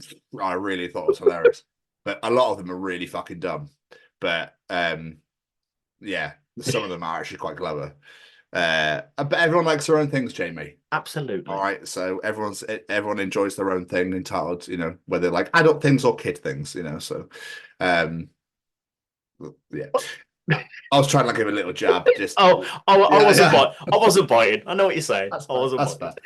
biting. But yeah, I think people obviously trends just disappear, don't they? I was going to say, I'm wondering if it's that because there's that much content comes out nowadays. Like, okay, great. Next. I mean, look at Vine. Vine is now technically TikTok, but for longer. Yeah. Oh, those 6-second pieces of wonder. What a random amount of time to have to make a video. Like, what? It's just crazy. Yeah. What should we make? We'll make an app. And what we'll do? People have to make 6-second videos. Like, why 6? I don't know. Why not? To be honest with you, I haven't really got a business plan. I just thought it'd be really funny for people to try and think of things in 6 seconds. Not 10, not 5, 6. What's impressive, a lot of people did and got pretty famous off it as well, which is even weirder. Thomas Sanders, Bo Burnham. Yeah. They're two I know on there. Yeah. Fucking tons of people. Crazy. But the other thing I wanted to bring up, while I was waiting for you, I was scrolling for the old TikTok, and our good friend Mally Malpass put a video out. And I tell you what, he's got a really fucking good point. We like to discuss the English language on this show, so I thought I'd bring this up. Did you see it? Yeah. Why are they both called escalators? One goes up, escalator, one goes down. That's not escalating. Why doesn't it have a different name? Because the British don't give a shit. We need 2 words for weather. Weather is not the weather outside. Weather is whether it's that one or this one, but there's weather, But yeah. And they obviously got to a point where they're like, oh fuck it, just call it that. I can't bother seeing something to go down. But Mally reckons we should call them upscalators and downscalators, and I'm kind of on board with that idea. Yeah, I'm on board with that idea. I think we should get going. Well, there you go. Upscalators and downscalators. We're changing the English language here. Yes. Go for it, Jamie. Knock yourself out. You're not going to get involved. No. Nope. No. Okay, fair enough. Because I don't tend to say that I'm escalating. I'm going up. I'm going down. That's very true. To be fair, mind you, you'd say down the escalator, don't you? Up the escalator. But it still makes no sense because escalating is going upwards. Well, yes, I'm fully aware, but I don't tend to actually mention the thing in question. I just go, I'm just coming down now. That's fair. That's fair. I'm still gonna get behind Mally's campaign. But start the trend, mate. Birmingham's got to have something else to represent itself. So, I'm a bankrupt council. Oh, those jokes are long gone now, so we don't bring that up. Oh yeah, because it's the whole fucking UK now. But anyway, there we are. Oh. Don't you get tired living here sometimes? What, in the UK? Yeah. Yes, very. It's just all sod off to Marbella. Looks nice. Marbella, whatever. Marbella. I don't know. Have you got any of that jalapeno hummus? In Morecambe. How are you anyway? I'm good, my friend. Even though it is a lovely morning recording, which is very odd for us. No, why is it? It's not morning. What is it, Jamie? It's not morning recording. Oh, what am I on about? Daytime recording. Loving it. Daytime recording. It's fucking great. But yeah, even though it's a daytime recording, I'm still tired because I'm always tired. But other than that, yeah, I'm good. I had a fucking dreadful day at work yesterday, so I really don't want to go back in today. But dare I ask? Oh, just no staff, no communication. childish bullshit. Just, yeah, get me out of there, please, for the love of God. I'm a porter. Get me out of here. I'm Let's go to gonna- the jungle first. Oh, yeah, it fucking feels like I'm working in one sometimes. But yeah, other than that, I'm all right. How are you, my friend? Yeah, I'm all right, man. I'm all right. Day off today, so just chilling.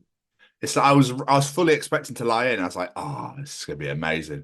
And you know, the thing where you go like, no, that was lush. It's like light outside. You go, oh yes, it must be 10 a.m., must be 11 a.m., and it must be 8 a.m. What the fuck? So yeah, and it's that thing now where you're like, I really want to sleep some more, but for some reason I'm now weirdly, randomly wired for no reason. I haven't touched a drop of anything yet, and now I can't sleep to save my life. Then your brain starts going like, the Wenger bus is coming. Oh, for God's sake! And then that starts going off on one, and then your brain starts going, wonder how many notifications you've got on your phone over the evening, over the night. I better check those. And then obviously blue screen, in the eyes, and then your brain goes, ding, I'm awake now. So there's no point. Even if you're awake, you can still have a lazy morning though. You could just chill out in your pants, watch some TV. That's literally what I did. Yeah, see, that's what you do. Because obviously we were going to record, we planned to record 11 a.m. and I was just like sat there going, well, why just do it now? I'm just sat here doing nothing. I literally got in, dropped the kid at school, got back, washed up, set this up, and I was like, I'll go play my game till 11 o'clock. There we go, I'm all ready to go. What are you playing? Gotham Knights. I've finished the story mode, so I'm just trying to do all the extra stuff now. Yeah, me and my brother were playing that together, but we haven't for a while. I haven't finished the story yet. I like it. It's really good. Again, one of these things that gets slated, and I don't know why, because it's good fun. I hate the fact that when you grapple sometimes, though, it goes the other way without you realising it like fluctuates quite a bit. So you try to go forward and you go, and it's like go back there. Well, hang on. Yeah. So, but no, yeah. All right, man. All good. What have you been doing with yourself? It's been a fairly busy week, to be fair. Last week I only Rihanna'd on Monday and Tuesday because I had the rest of the week off because of half term stuff like that, which make life easier. Thursday I spent the day around the in-laws, babysitting the mother-in-law because she's just had an operation, so we were helping look after her, make sure she's all good. It's funny, you hear someone's had an operation, you get around there, someone's asked you to come keep an eye, look after you, get around there thinking, oh, we're going to be frail on the sofa, not doing anything. She could have looked after herself, looking up and about, making drinks. She was fine. Yeah. But it's one of those where people are meant to be looking after themselves. No, I know. Yeah. Jamie Westwood. I do not know what you are referring to. You cannot talk, so shut the fuck up. I like to be Mr. Independent, all right. Then on Friday, we went to go see the kids. We went out, took them to go bowling. I won, of course. Got a strike on my first shot. Against kids? Oh, you big man. You. And the wife. Congratulations. And the wife. Harrison's not a kid anymore. He's 18. It's fine. Which is funny because Harrison and Becky came last. Olivia taking it second again? No, Lena was second. And Sam was third. Olivia was fourth. Then Harrison, then Becky. But then on the evening, we kind of went bowling again because I took Harrison for his first ever gig he's ever been to. It's his Christmas present. I went to go see Bowling for Soup with Less Than Jake and the Vandaliers, and it was fucking great. But the one thing that really stood out to me is the Vandaliers. I'd never heard them before. Have you heard of them? Nope. I think you'd really enjoy them. They're like pop punk country music. Violins, keyboards, fucking trumpets, everything. It was proper country music. They did a cover of 500 Miles, and it was absolutely incredible. Like, really, really good. I think you'd quite like them. But they blew everyone away. Everyone was like, what the hell is this? This is beautiful. Well, the thing is, Jamie, I was meant to be going to that. You were. So, never mind. Yeah, I feel a little bit bad being all like, yeah, it was amazing. That's all good. I know. It was great. Les and Jake were great. I knew more songs by then than I actually realised I did. I thought I only knew Gainesville, Rock City, and all my friends and metalheads, but no, there was quite a few more I knew. I thought, unlocking memories. But they were great. And then Bowling for Soup, just fucking great. As I've never seen them before. Like, everyone I know has seen them loads of times, but I've never seen them.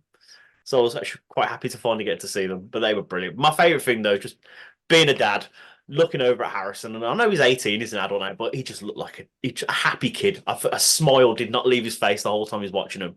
And they did the theme song to Phineas and Ferb, which was mine and his thing when he was a kid, watching that together. So we got to sing that together, which was fucking great as well. So yeah, a great day all around. Very much enjoyed that. And then pretty much all that else I've done this weekend is I watched the latest Indiana Jones film. I still hadn't seen it. I did plan to go see it at the cinema. I didn't go see it. Everyone slated this film. I thought it was fucking great. And before you say that, I've spoken to other people who have not really mentioned it. And they went, yeah, it was really good. Like my in-laws watched it the same day as we did by coincidence. And they're like, yeah, it's really good. I don't know why people slated it. It was an Indiana Jones film. It felt like an Indiana Jones film. I thought they did a great job. I feel people slate things now to be cool about that, to think it's cool to do so. Yep. So, Nickelback are one of the best bands on this planet. But apparently, according to most people, because they like to follow trends and buy sheep, don't agree. Yeah, I don't get it. Just have your own opinion. Boy, I don't get it. It's like what else did everyone slated? The Marvels that came out. Everyone slated that. I thought it was really good fun. I know quite a few people that thought it was really good fun. But I don't think I've heard a single good thing about Madam Web yet that came out the other day. That's Sony, though, isn't it? Yeah, I've not heard apparently it's not even going to hit the budget it took to make it. It's been that badly performing. The thing is, right, I'd only watch it for Sydney Sweeney anyway. Fair. So that's the only reason I go see it. I think that alone should make it fucking smash box office rather than fucking fail. So, yeah. It's like, although maybe there's this weird part of me is like, I kind of want to see it now to see if it's as bad as everyone's saying it and is. then you're going to fucking love it, as always, and that's what's just going to happen. So, no, me, I can't even deny that. No, me, I probably will. But yeah, is there too much superhero stuff now? Is the other thing? Yeah, I was going to say it is getting a lot now. There is a lot. Although I think this year there's only like 3 or 4. I think it's been toned back a little bit. It's not as bad. But other than that, this week I was a very, very happy throwback nostalgia moment because one of my favorite bands from when I was a teenager, like the first gig I ever went to on my own was a band called Kitty. I don't know if you know of Kitty. Yeah. But they released their first single in like 9 years. And I'm not going to say it blew me away, but it's good. It is really good. So I was like, yes, I got really, really excited. So yeah. Everyone go check out Eyes Wide Open by Kitty. It's great. What about you, Mr. Stevens? What have you been up to? Rhiannon. Just Rhiannon. So anyway, should we move on? Yeah, right. Like I've been so tired. It's been insane, but it's because obviously it's mentally draining to remember how to do a job that I used to do 2 years ago, as well as actually physically getting out of the house for the first time in a year and a half, and actually walking around and doing things. And England do things completely different to how Wales do it, so I'm learning new bits as well. And I'm just a bit like, fucking hell. So yeah, my brain's a bit like, oh. When I got home, I'm like, I'm going to watch this. I said, God. You're doing it, me. So, but I am fully up to date with AEW. So, because obviously, in a couple of next weekend, I'm going to be at AEW Revolution in North Carolina. So, this show will be away, unfortunately. For we're here this week and we're here next week, and then we're away for 2 weeks. We are. So, which is not ideal, and I do apologize on my behalf. But I am going to go and traipse around America for a few weeks. So we'll still put some vids up. You can still see some bits and pieces and we'll have a bit of a laugh doing it at the same time. But yeah, so 2 weeks away, but it's needed, I think, especially going away on my own as well. It's going to be great. So yeah, so I'm fully up to date with AEW because I need to be now. I was kind of happy that the NBA All-Star game took over a week of collisions. I was like, oh, excellent. That means I can catch it real quick and then I'm good. And then make sure I watch everything next week. And we're good to go. So I booked the shuttle. So I've got a shuttle bus taking me around a bit next in a couple of weeks. So I got all that sorted. So I literally had to pay for my hotel in Orlando the first night, and I'm golden. Nice. Yeah, I'm buzzed. I'm so excited. I'm flying with Norse Air, and they've only been around for 4 years. They're brand new budget airline, and apparently they're phenomenal. So I was like, oh, that's 9 hours, that is. So I'll take that all day. Thank you. 9 hours. Yeah. 9 hours. Yeah, this will blow your mind. This will blow everyone's mind because obviously with how time works. Oh, yes. I leave at 2 p.m. from Gatwick. Yeah. And I land, 9-hour flight, and I land at 6:20 in the evening. Because obviously it's a 9-hour flight and it goes back 5 hours. That would really throw me off. That really would. Yeah. So it's going to be like 11:30 here by the time I get there. So weird. So it's kind of like, but yeah. So I'm just not looking forward to having to get up at fucking 2 a.m. to get back to the airport for 3 a.m. to get my flight to North Carolina for 5. which is going to be. But then it really works in the sense of that I'm going to be in Carolina early, so I won't. So it's going to be a bit of a rush to catch my Amtrak, and now it's not. So now I can be like, okay, well, I'll go into the middle of Charlotte, North Carolina, and just chill out a bit, have a coffee, and then get to the Amtrak and go. Oh, there you go. Rather than get the airport, get back. Okay, we're going to go ahead now. I'll get an Uber down there and quick, get me to the Amtrak, please, because the Amtrak's like every 4 or 5 hours. I ain't waiting that long. Yeah, so and it's already booked. Oh, that's all right. So yeah. You ain't got to worry about that. You just turn up, get on, get the fuck out of there. Yeah. Yeah, exactly. Yeah. So it's going to be great. I can just get there and go, I think I'll go around and walk around Charlotte for a little bit and go see some. So apparently North Carolina's stunning. Yeah, I've heard. So yeah. I'm quite looking forward to going and have a little mosey. And then obviously I'm off to visit Braden after. So yeah, it's gonna be nice. And I get to go and meet former guest Dustin Gill as well, Drawn to the Sky, who's also gonna come and visit at the same time. So it's gonna be a grand old time. So yes, I've been Rihanna I've been catching up with wrestling, and that's like not a whole lot of what's really happened, to be honest. Oh, I did miss something off I meant to mention, actually. You talking about holidays? I've booked my next holiday. It's not till August next year, but I'm going on a cruise for the first time. Why? My dad and his best mate are basically going, it's our 60th birthday. We want to get all our families together and go on a fucking cruise. And there's 18 of us going in total on a cruise through the Norwegian fjords. Okay. So it should be very nice. But I'll be honest, the idea of cruises is not the one for me. So I've always said, not interested. Don't want to go on one. Don't want to be on a boat. No, I've seen Titanic enough times. No, thank you. But then my dad was like, oh, all the family's going to be there. It's going to be there. I was like, I'm going to feel like an absolute piece of shit if I don't go on this cruise now. So you're basing it off one fucking accident Yes! that happened in 1912. Yeah? And there have been many a cruise since. Like many a cruise since. And you've only heard of maybe one or two? I know. It makes no sense. Oh, Dad, I'd love to come for your 60th, but I heard about this wreck that happened over 110 years ago, and I don't really fancy it.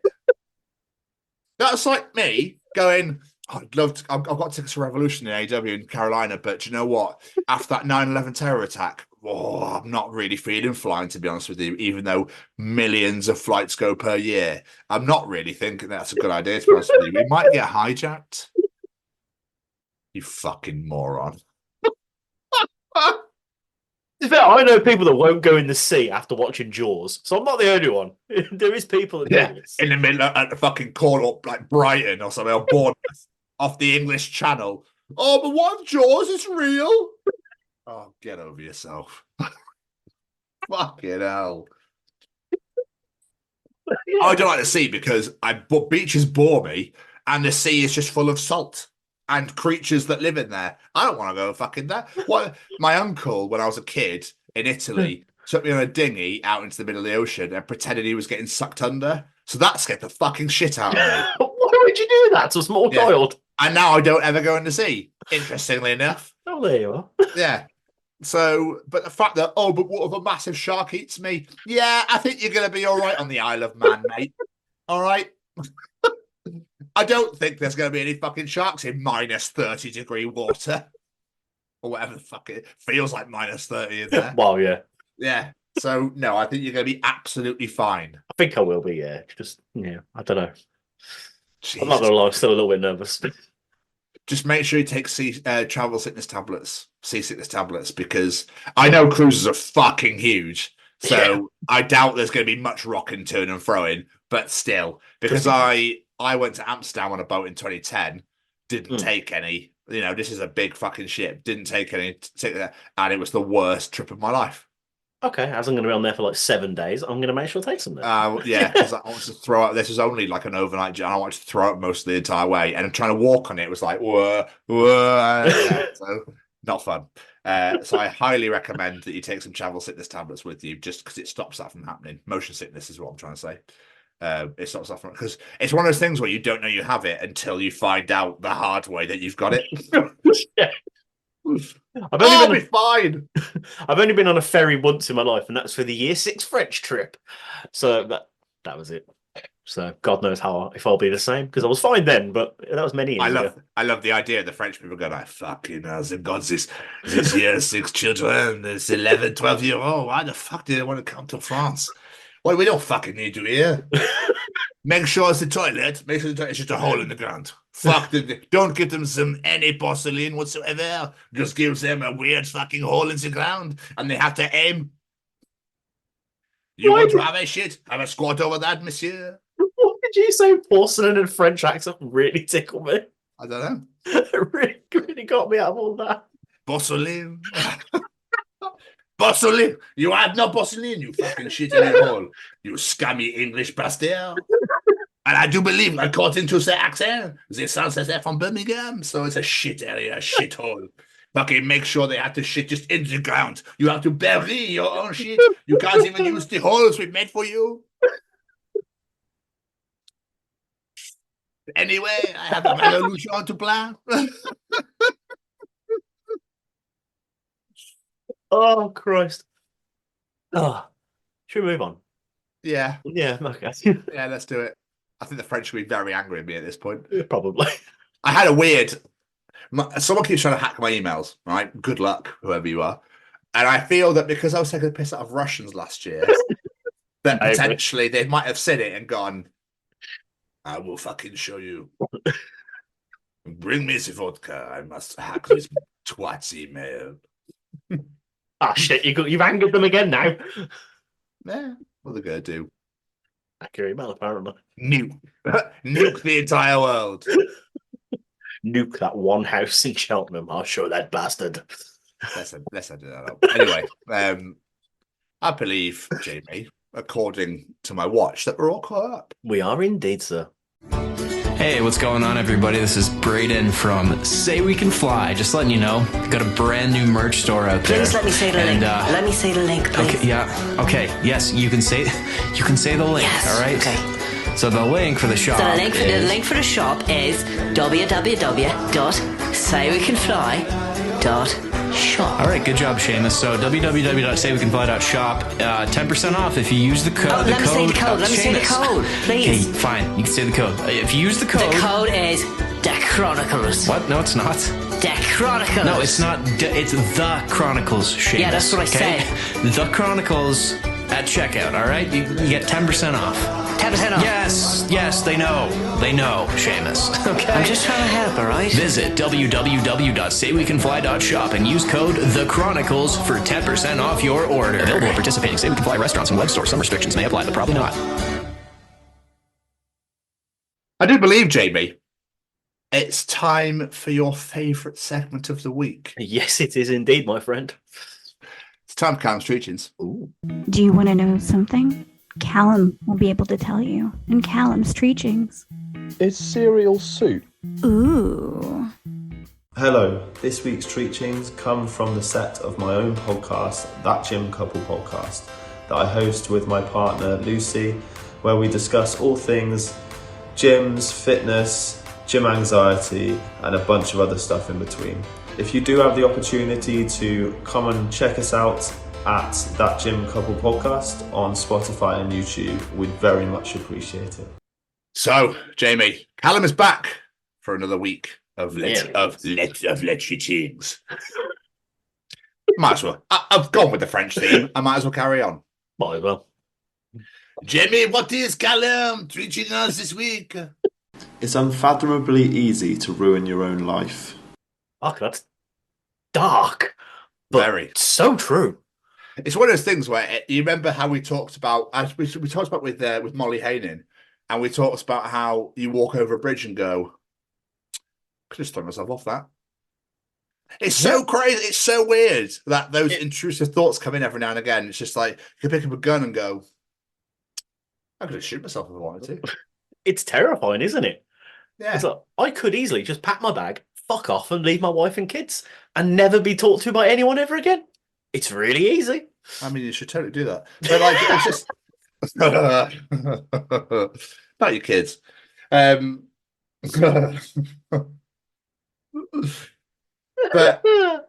I do it with my phone as well. Like I'm like, I can just throw it in the water. Just throw my phone in the water if I want. It's such a weird. It is weird. And some people go ahead with this. But yeah, you could literally just like go and punch your mum in the face repeatedly. And then, like, I don't know, throw your brother over or your sister or whatever over a bridge. It's so weird how like easy that sort of thing, but how we're just so conditioned not to do that. It's if you think about it, it's like so many opportunities. Like you could be walking down the road, and you could just push a granny into the fucking traffic. Nothing's stopping you. I love it with grannies. It is today, isn't it? Never middle-aged men, never kids. It's always grannies. They're easier to push. That's why. Kids are easy to push. That's a good point, actually. I don't know why we're planning this, but like, or even debating it. Oh, so actually, if you push a middle-aged man, they're probably like, "What the fuck are you doing?" And just nut you. No, fucking nut you, mate. Right? As with a granny, be like, "Oh, I never passed on my knowledge of 204 ways." And then just look and see a cack and they go, "Oh dear," like worms. Oh dear. I maybe we'll do that after push and just go, "Kamikaze!"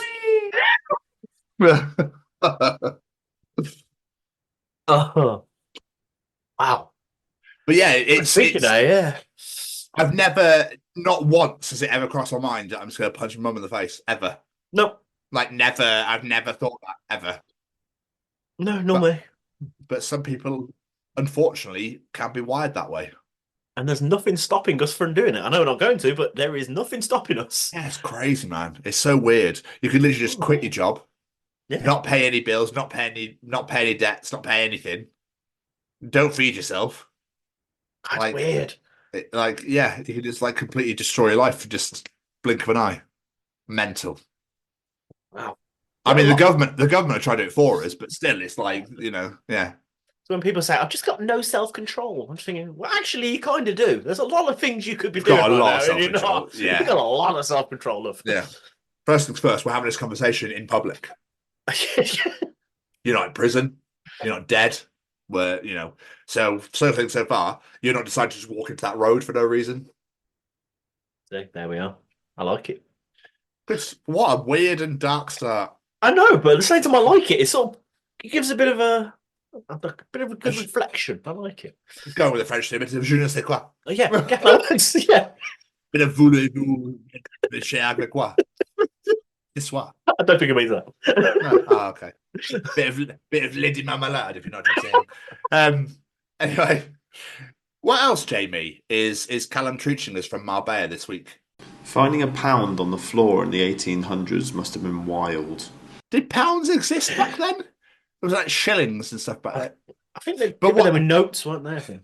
Were they? Yeah, I think pounds were notes. Oh, well, could you imagine, like, spilling changer everywhere? You're like, shit, I've spilled my changer all over the floor. But, like, people would be going absolutely mental. Oh, I could buy myself a house. With one note. Yeah. I could buy myself a house. A mansion, actually. Duke, Duchess, with me. We will buy another... we could buy another mansion down in the fields of Aston. What a beautiful, beautiful place that sounds like. We will live in the mansion in the fields of Aston. Yes, how lovely.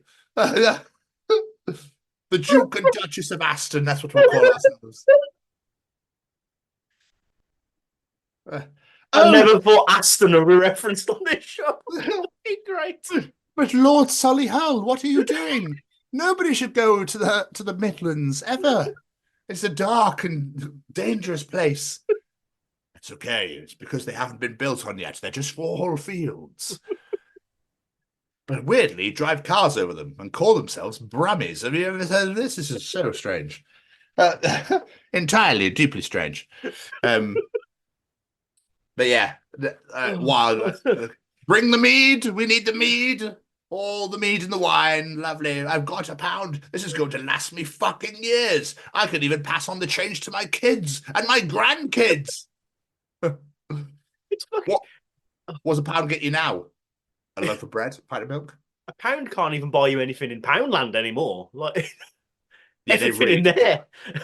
They need to rethink their fucking marketing strategy and their name. Yeah, they really do. They should call themselves possibly a Poundland. At one point, this cost a Poundland. Yeah.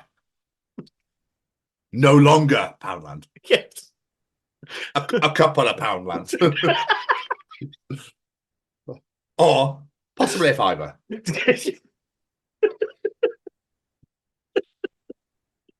Oh, I love it. Still. And finally, Jamie, what is Callum treating us all the way from sunny España this week? We always think that dogs speak a universal dog language, but they originate from different countries, so they probably just don't understand each other. Oh, Le woof woof. Are we just going for the French this entire episode? Apparently so. This entire edition, yeah. That's a good point, though. But surely French dogs would smoke. Le woof. Yeah. I don't know if you noticed, but I am the greatest dog here. And I am only a poodle. I was about to say, is it a poodle? And then you get the British Bulldog's like, fuck you looking at, mate. Prick. I'll fuck you up, innit? I'll fucking piss all over you, mate. All right? If I want to sniff your ass, I'm going to fucking sniff your ass, innit? Woof. The French are like, oh my God, I can't believe he spoke to me like that. Who the fuck do you think you are? I have no idea what that English dog was saying. To me, it sounds like a lot of shit, a lot of bullshit. He has me look at the state of that. I don't even want to. I'll have a little nibble. I'll have a little nibble and see what it. No, it tastes like fuck. That's awful. What the fuck do you eat over in England? I have no idea if you're friend or not. I have to sniff your bum. I do not know. And then you get a fucking German Shepherd. Wie bin ich besprochen?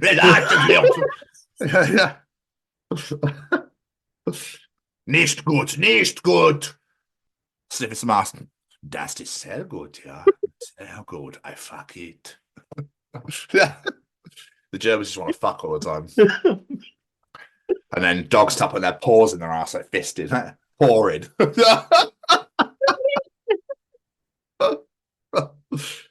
Because weirdly, why do Germans love putting limbs up people's assholes? I don't know. So strange. I guess if that's kink you're into, then that's fine.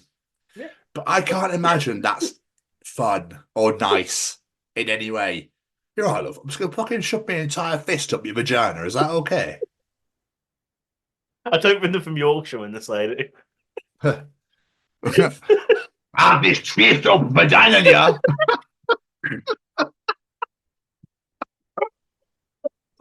Or you're going to kill me off. Oh. It's just, and I can imagine the Italian dogs just want to eat all the time, and they make the best food you've ever seen in your life, dog food. Look at the food I make. I make you a bolognese. I make you a dog food bolognese. Oh, delicioso, delicioso. And the Spanish dogs are hunks are just incredibly tanned. Yes. Real handsome dogs. Yeah, like strutting. Just like just beefy, like just ripped. But still, we should probably stop picking on Europe. They're probably one of the fucking murderers. So we're gonna have all these different countries trying to hack our emails at this rate. I think the Germans will love it. Anyway, Callum, unbelievable, absolutely. He literally sent us those treatings as we got to this. Yeah. That was absolutely spectacular. Spectacular as always. Thank you so much for sending those bad boys in. We hope you're having an absolutely amazing time in Marbella. That you're getting so much needed R&R, but apparently you're working out there as well. You fucking mental case. Yeah. So I did see this thing on Facebook the other day. It was like, tell me all the best gyms in Marbella. I'm like, you're on holiday, eat shit and just enjoy yourself. There's no way that they're going to stop. No, I know, right? There's absolutely no way. But Jamie, Yes. hope you and Lucy having a great time. Snap Tom's journal. Ooh, beats me.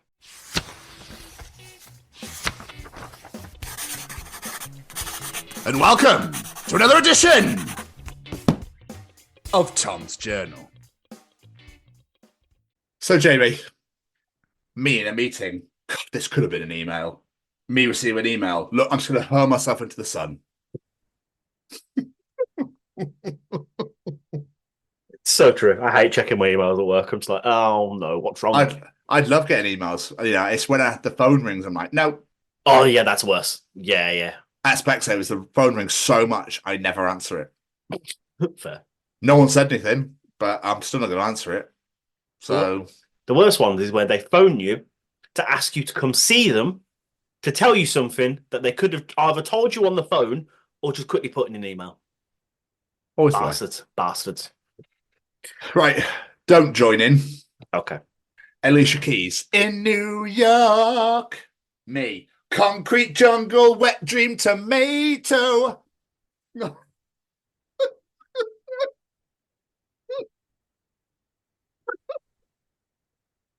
Fuck's sake. Really makes me laugh. Me in the office. Well, my work here is dumb. Co-worker. Don't you mean done? Me, I do not.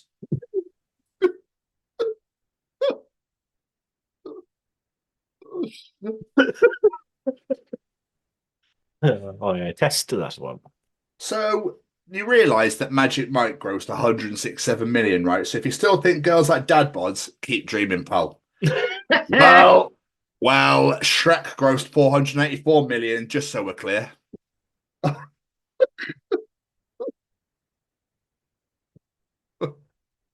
We all know the ladies loved a bit of Shrek. Jamie, I've just found out that Bjork's real name is Bjorkshire Pudding. Fuck's sake. Oh, that has got to be the stupidest entry of 2024 so far. No, easily. That's beautiful. Fucking hell. I absolutely died reading that. That was so funny. Fucking Bjorkshire Pudding. And I have to get this out there, right? This was found on Ben Nevis, which is in the beautiful country of Scotland, my home country. And I just think this is such a Scottish thing and such a beautiful thing I've ever seen in my life. Trespassers will be Prosecchi, fucking headbutted. That's the most Scottish thing ever. I couldn't spell prosecutor. It's fucking fantastic. Oh, God, so good. Oh, so good. Weirdly, this next entry attaches to the last treat. French pigs be like, oink. Japanese pigs be like, oink. And American pigs be like, stop resisting. Oh. I don't know what that was about. I'm almost surprised I didn't go, oh, you did it. Oh, so good. So good. Let's add the Americans onto the list for this week. I invite everyone over for a Super Bowl party. They come over, the snacks are all set out. I turn the TV on. 13 going on 30 starts playing. They wonder when I will turn the game on. I don't ever turn the game on. We all happily watch 13 going on 30 together.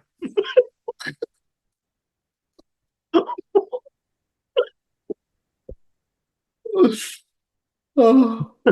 I was arguing with my best friend.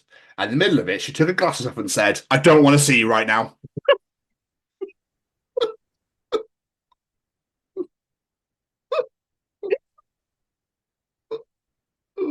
I need to do that next time I have an argument with someone.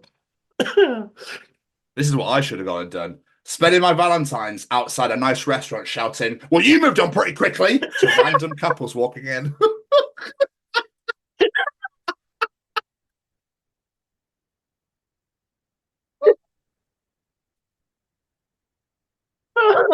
Oh, great. Fucking great. McDonald's are so quick to say anything else. I was like, well, can you wait a minute? Fuck's sake.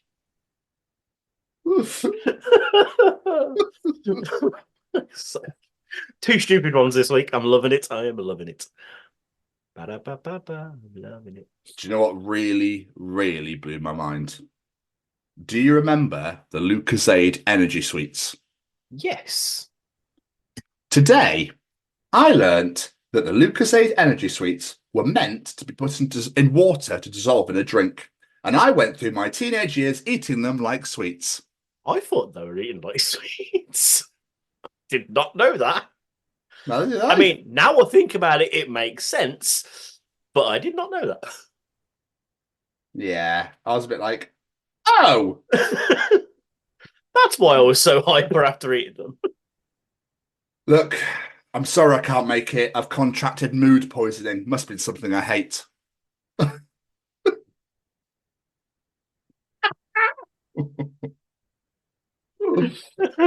Yoink is the opposite of yoot, but it's just as fast. The Lord yeeteth and the Lord yoinketh away. Well, that's my eulogy sorted.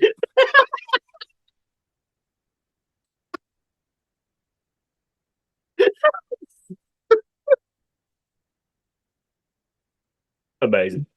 I like that. Couple more. Friend, fancy hanging out tomorrow? Me, look, I actually performed the activity yesterday. Please wait the 3-day recovery period to submit another inquiry.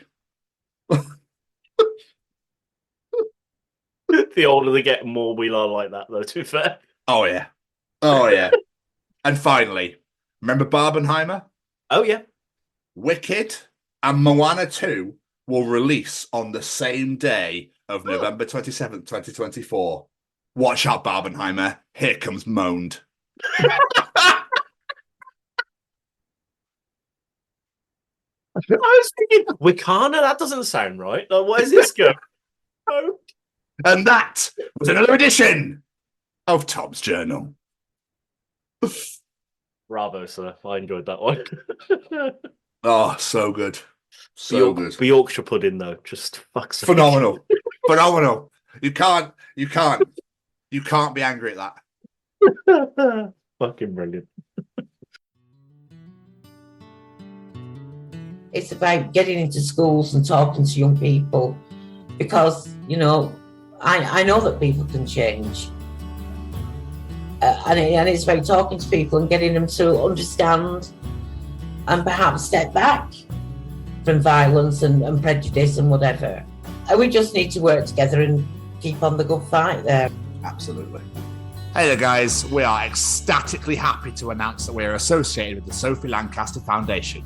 The times are changing, and with the unfortunate death of Sophie, those changes have made a massive impact for the future. If Sophie was with us still today, I can guarantee what you are doing will still be reaching so many lives of young teenagers, young adults, and those who wish to be as different as possible. So thank you very much. To find out more about this incredible foundation and all the work they do, and more importantly, how you can help, head on over to www.sophielancasterfoundation.com. Mr. Stevens. Mr. Stevens. The hell was that? You're welcome from Moana. Ah, well, you're welcome. Fucking the fact that yeah. Jamie, Jamie, Jamie, Jamie, Jamie, Jamie, Jamie, Jamie, Jamie, Jamie, Jamie, Jamie, Jamie, Jamie, with a Jamie, Jamie, Jamie, Jamie, Jamie. It doesn't matter. It's audience participation time. Need that bit at the end? Yeah, that's I was in the moment. Participate, bitch, participate. We're going to participate. That really got me because it worked so well.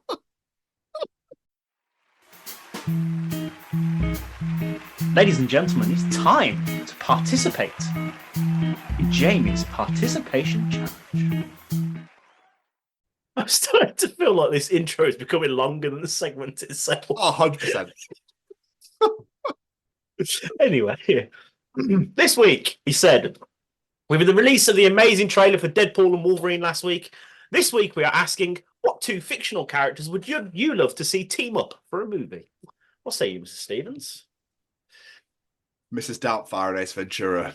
Oh! Mic drop. You don't know we're not going to get any better than that. Because that would just be unbelievable. Did those two ever do anything together? Not Robin and Jim? No, don't think so. Oh. I think it'd be. I would say ego-wise, maybe from Jim, and then I think there'd be I reckon it'd be chaos. I reckon it'd be utter chaos trying to keep those two in check. Yeah, pretty much. But it'd be gold as well, I think, at the same day as well. Oh, So kind of want to see that now. well, you can't, but it would have been all sorts of wonderful. I can't believe no one ever thought, but they probably went, that's probably gonna be too much for us to deal with. Every director's like, nah, not happening. Just Robin by himself and alone is just like, yeah, do you know what? The first thing that came to my mind was Wayne and Garth from Wayne's World and Bill and Ted. I think that'd be an amazing crossover. It'd just be so much fun. I'd be so happy. Let's get some audience answers. Gemma Williams, I'd love to see Batman and Iron Man, both rich and able to create new gadgets, but most importantly, I'd just love to see DC Marvel crossover. That would be great to see. Marvel wouldn't want to reduce themselves to DC's level of movie, so Hey, to be fair, movie-wise, yeah, you're probably right. Yeah, you're probably right. Actually got quite a few superhero ones, like this one. Spider-Man and the Incredible Hulk. They've never even spoken to each other across all of those Marvel movies. Who was that from? I didn't say their name, did I? That was from Josh Clark. I do apologise, Josh. But yeah, I'd never actually clicked onto that. They've not even met each other. The Hulk and Spider-Man. But they're not even in Endgame. No. Because Spider-Man doesn't come back till right at the end, does he, in Endgame? They must have both been at Tony's funeral, actually, at the end of Endgame. But you don't ever see them talk to each other or interact with them. Danny Minute, this one intrigues me. I would love to see Knight Rider and the Terminator. I don't know how that would work, but I want to see it. So I'd never watched Knight Rider. I know it's just a car. Yeah, that's pretty much all it is. It's just a car, but a really smart car. Do you reckon he'd probably form with the Terminators and then they'd make more Knight Riders that the Terminators could drive around in? That'd be amazing. No, it wouldn't. We'd all die. But I mean, for a film, not in real life. In real life sounds terrifying. Graham White in what just seems like utter chaos. Gizmo from the Gremlins and Slimer from Ghostbusters. Would Slimer create all the evil Gremlins because he's wet, isn't it? Is he wet? Yes, he is wet. I like this. We just put the ideas out there and you make a film. This is great. Wesley Pike, RoboCop, Terminator. I think Terminator takes it though. Oh, 1,050,000 fucking %, yeah. Yeah, Terminator's taking that if it's a fight. But a team up, that'd be badass. Oh. Joe Smith, Mr. Bean, and Deadpool. No particular reason. Yeah, Mr. Bean doesn't speak. No, and Deadpool doesn't shut the fuck up. Yeah, so, yeah. They got quite well together, probably. Bean would have no clue what's going on. He's trying to weave his way out of everything. I just love the idea. You know, in Deadpool, when he gets in the back of the Depinder, his cab. Just imagine that, but in Mr. Bean's Mini. Be fucking brilliant. Yeah, that'd be amazing. Beth Adair, this really made me chuckle when I pictured this in my head. Ace Ventura and Agent Starling from Silence of the Lambs. No particular reason other than her trying to solve crime with some serial killer crime with him as a sidekick would be absolutely hilarious. Yes, it would. I could just imagine it now. It'd be fucking brilliant. I'll give you a couple more. Mally Malpass. Batman and Spawn. I'd watch the shit out of that. That'd be incredible. Never seen Spawn. Spawn's good. Thor and Jesus. Both sons of gods. See where that goes. John Matrix from Commando and Dutch from The Predator. Just an Arnie off. Why not? And I'm still waiting for Tango and Cash 2. I've not watched Tango and Cash 1, to be honest with you. But... No, right. I don't even know what it is. No, I don't really. But there we are. Sorry, Mally. Right. Couple more. I know I said a couple more before, but now it is literally two more. Ryan Williams says, this is actually a tough question, because lately when I read books or when I watch movies or whatever, I always think, oh, this would be good with this character, but then I forget to write it down. But just off the top of my head, I think the Teenage Mutant Ninja Turtles and the Teen Titans, that would be great. John Wick and the Punisher, that would be brutal. Yeah, that'd be great. Goku and Superman. I don't know a lot about Goku, but apparently he's one beefed up powered dude. Ladybug from the Miraculous Ladybug, which is a kid's cartoon, and Miss Marvel. From what I've seen of Ladybug, yeah, I could see that. And Sherlock Holmes and Batman, that would be great. Just proper old school crime solving. That'd be amazing. And finally, it's not a team up, but I've been wanting this comic to be made into a movie, and that's Batman versus Predator. I didn't know that was a comic, and I want to read that now because that'd be awesome. Sounds dumb to me, but yeah. Of course it would to you. And last but not least, we've got Mr. Graham Arnold. Jack White and Jack Whitehall versus Jack Black and Jack Sparrow, the ultimate jack-off. That's genius. That's genius. Yeah. Dominic Toretto and Dracula. Can family be strong enough against the blood feud? Fast and Furious. Nos Ferratu. Fuck's sake. And last but not least, every Sean Bean character he's ever done from all of his movies in a giant battle royale. Who wins? And they all shot bastard every time they die. Oh, bastard! Oh, bastard! So I feel like someone needs to make that on one of those wrestling games. Just create all the Sean Bean characters. I feel that none of them would survive. No, there'd be no winner. The last two would kill each other at the same time. Yeah. Just stab each other at the same time or something. Ah, fucking bastard!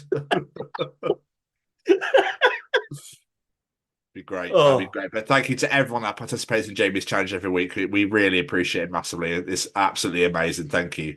If you enjoyed that, Tom's Journal Cam's Treachings, the what at the beginning of this episode and the interview, then you'll enjoy the other 120 editions of the Chronicles of Podcast, wherever you get your podcast from, Spotify, Google, that sort of thing.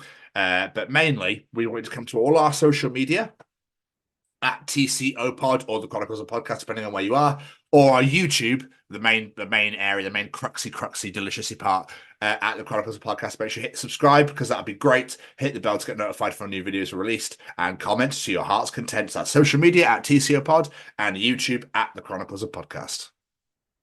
Before we get out of here, let's say a massive thank you to a few of our friends. Every single piece of music you heard on the show today was brought to you by the wonderful singer-songwriter Matt Roberts. Go check him out at Matt Roberts Music on all of his beautiful social medias. And of course, we have to say a massive thank you to Mr. Braden Barry and his SayWeCanFly.shop. Head on over to SayWeCanFly.shop, see what you like the look of, add it to your basket, use that discount code, The Chronicles, and get yourself 10% off your order. And last but not least, we have to say a massive thank you to the Sophie Lancaster Foundation because they are stamping out prejudice, hatred, and intolerance everywhere. And I mean everywhere because this is not a UK issue. If you're unfamiliar with Sophie's story, head on over to sophielancasterfoundation.com, familiarise yourself with that story, see what you can do to help, see what you can do to educate those around you, share that story with the world, and help us stamp out prejudice, hatred, and intolerance everywhere. And last but not least, a massive thank you to this handsome devil for joining me on this daytime recording.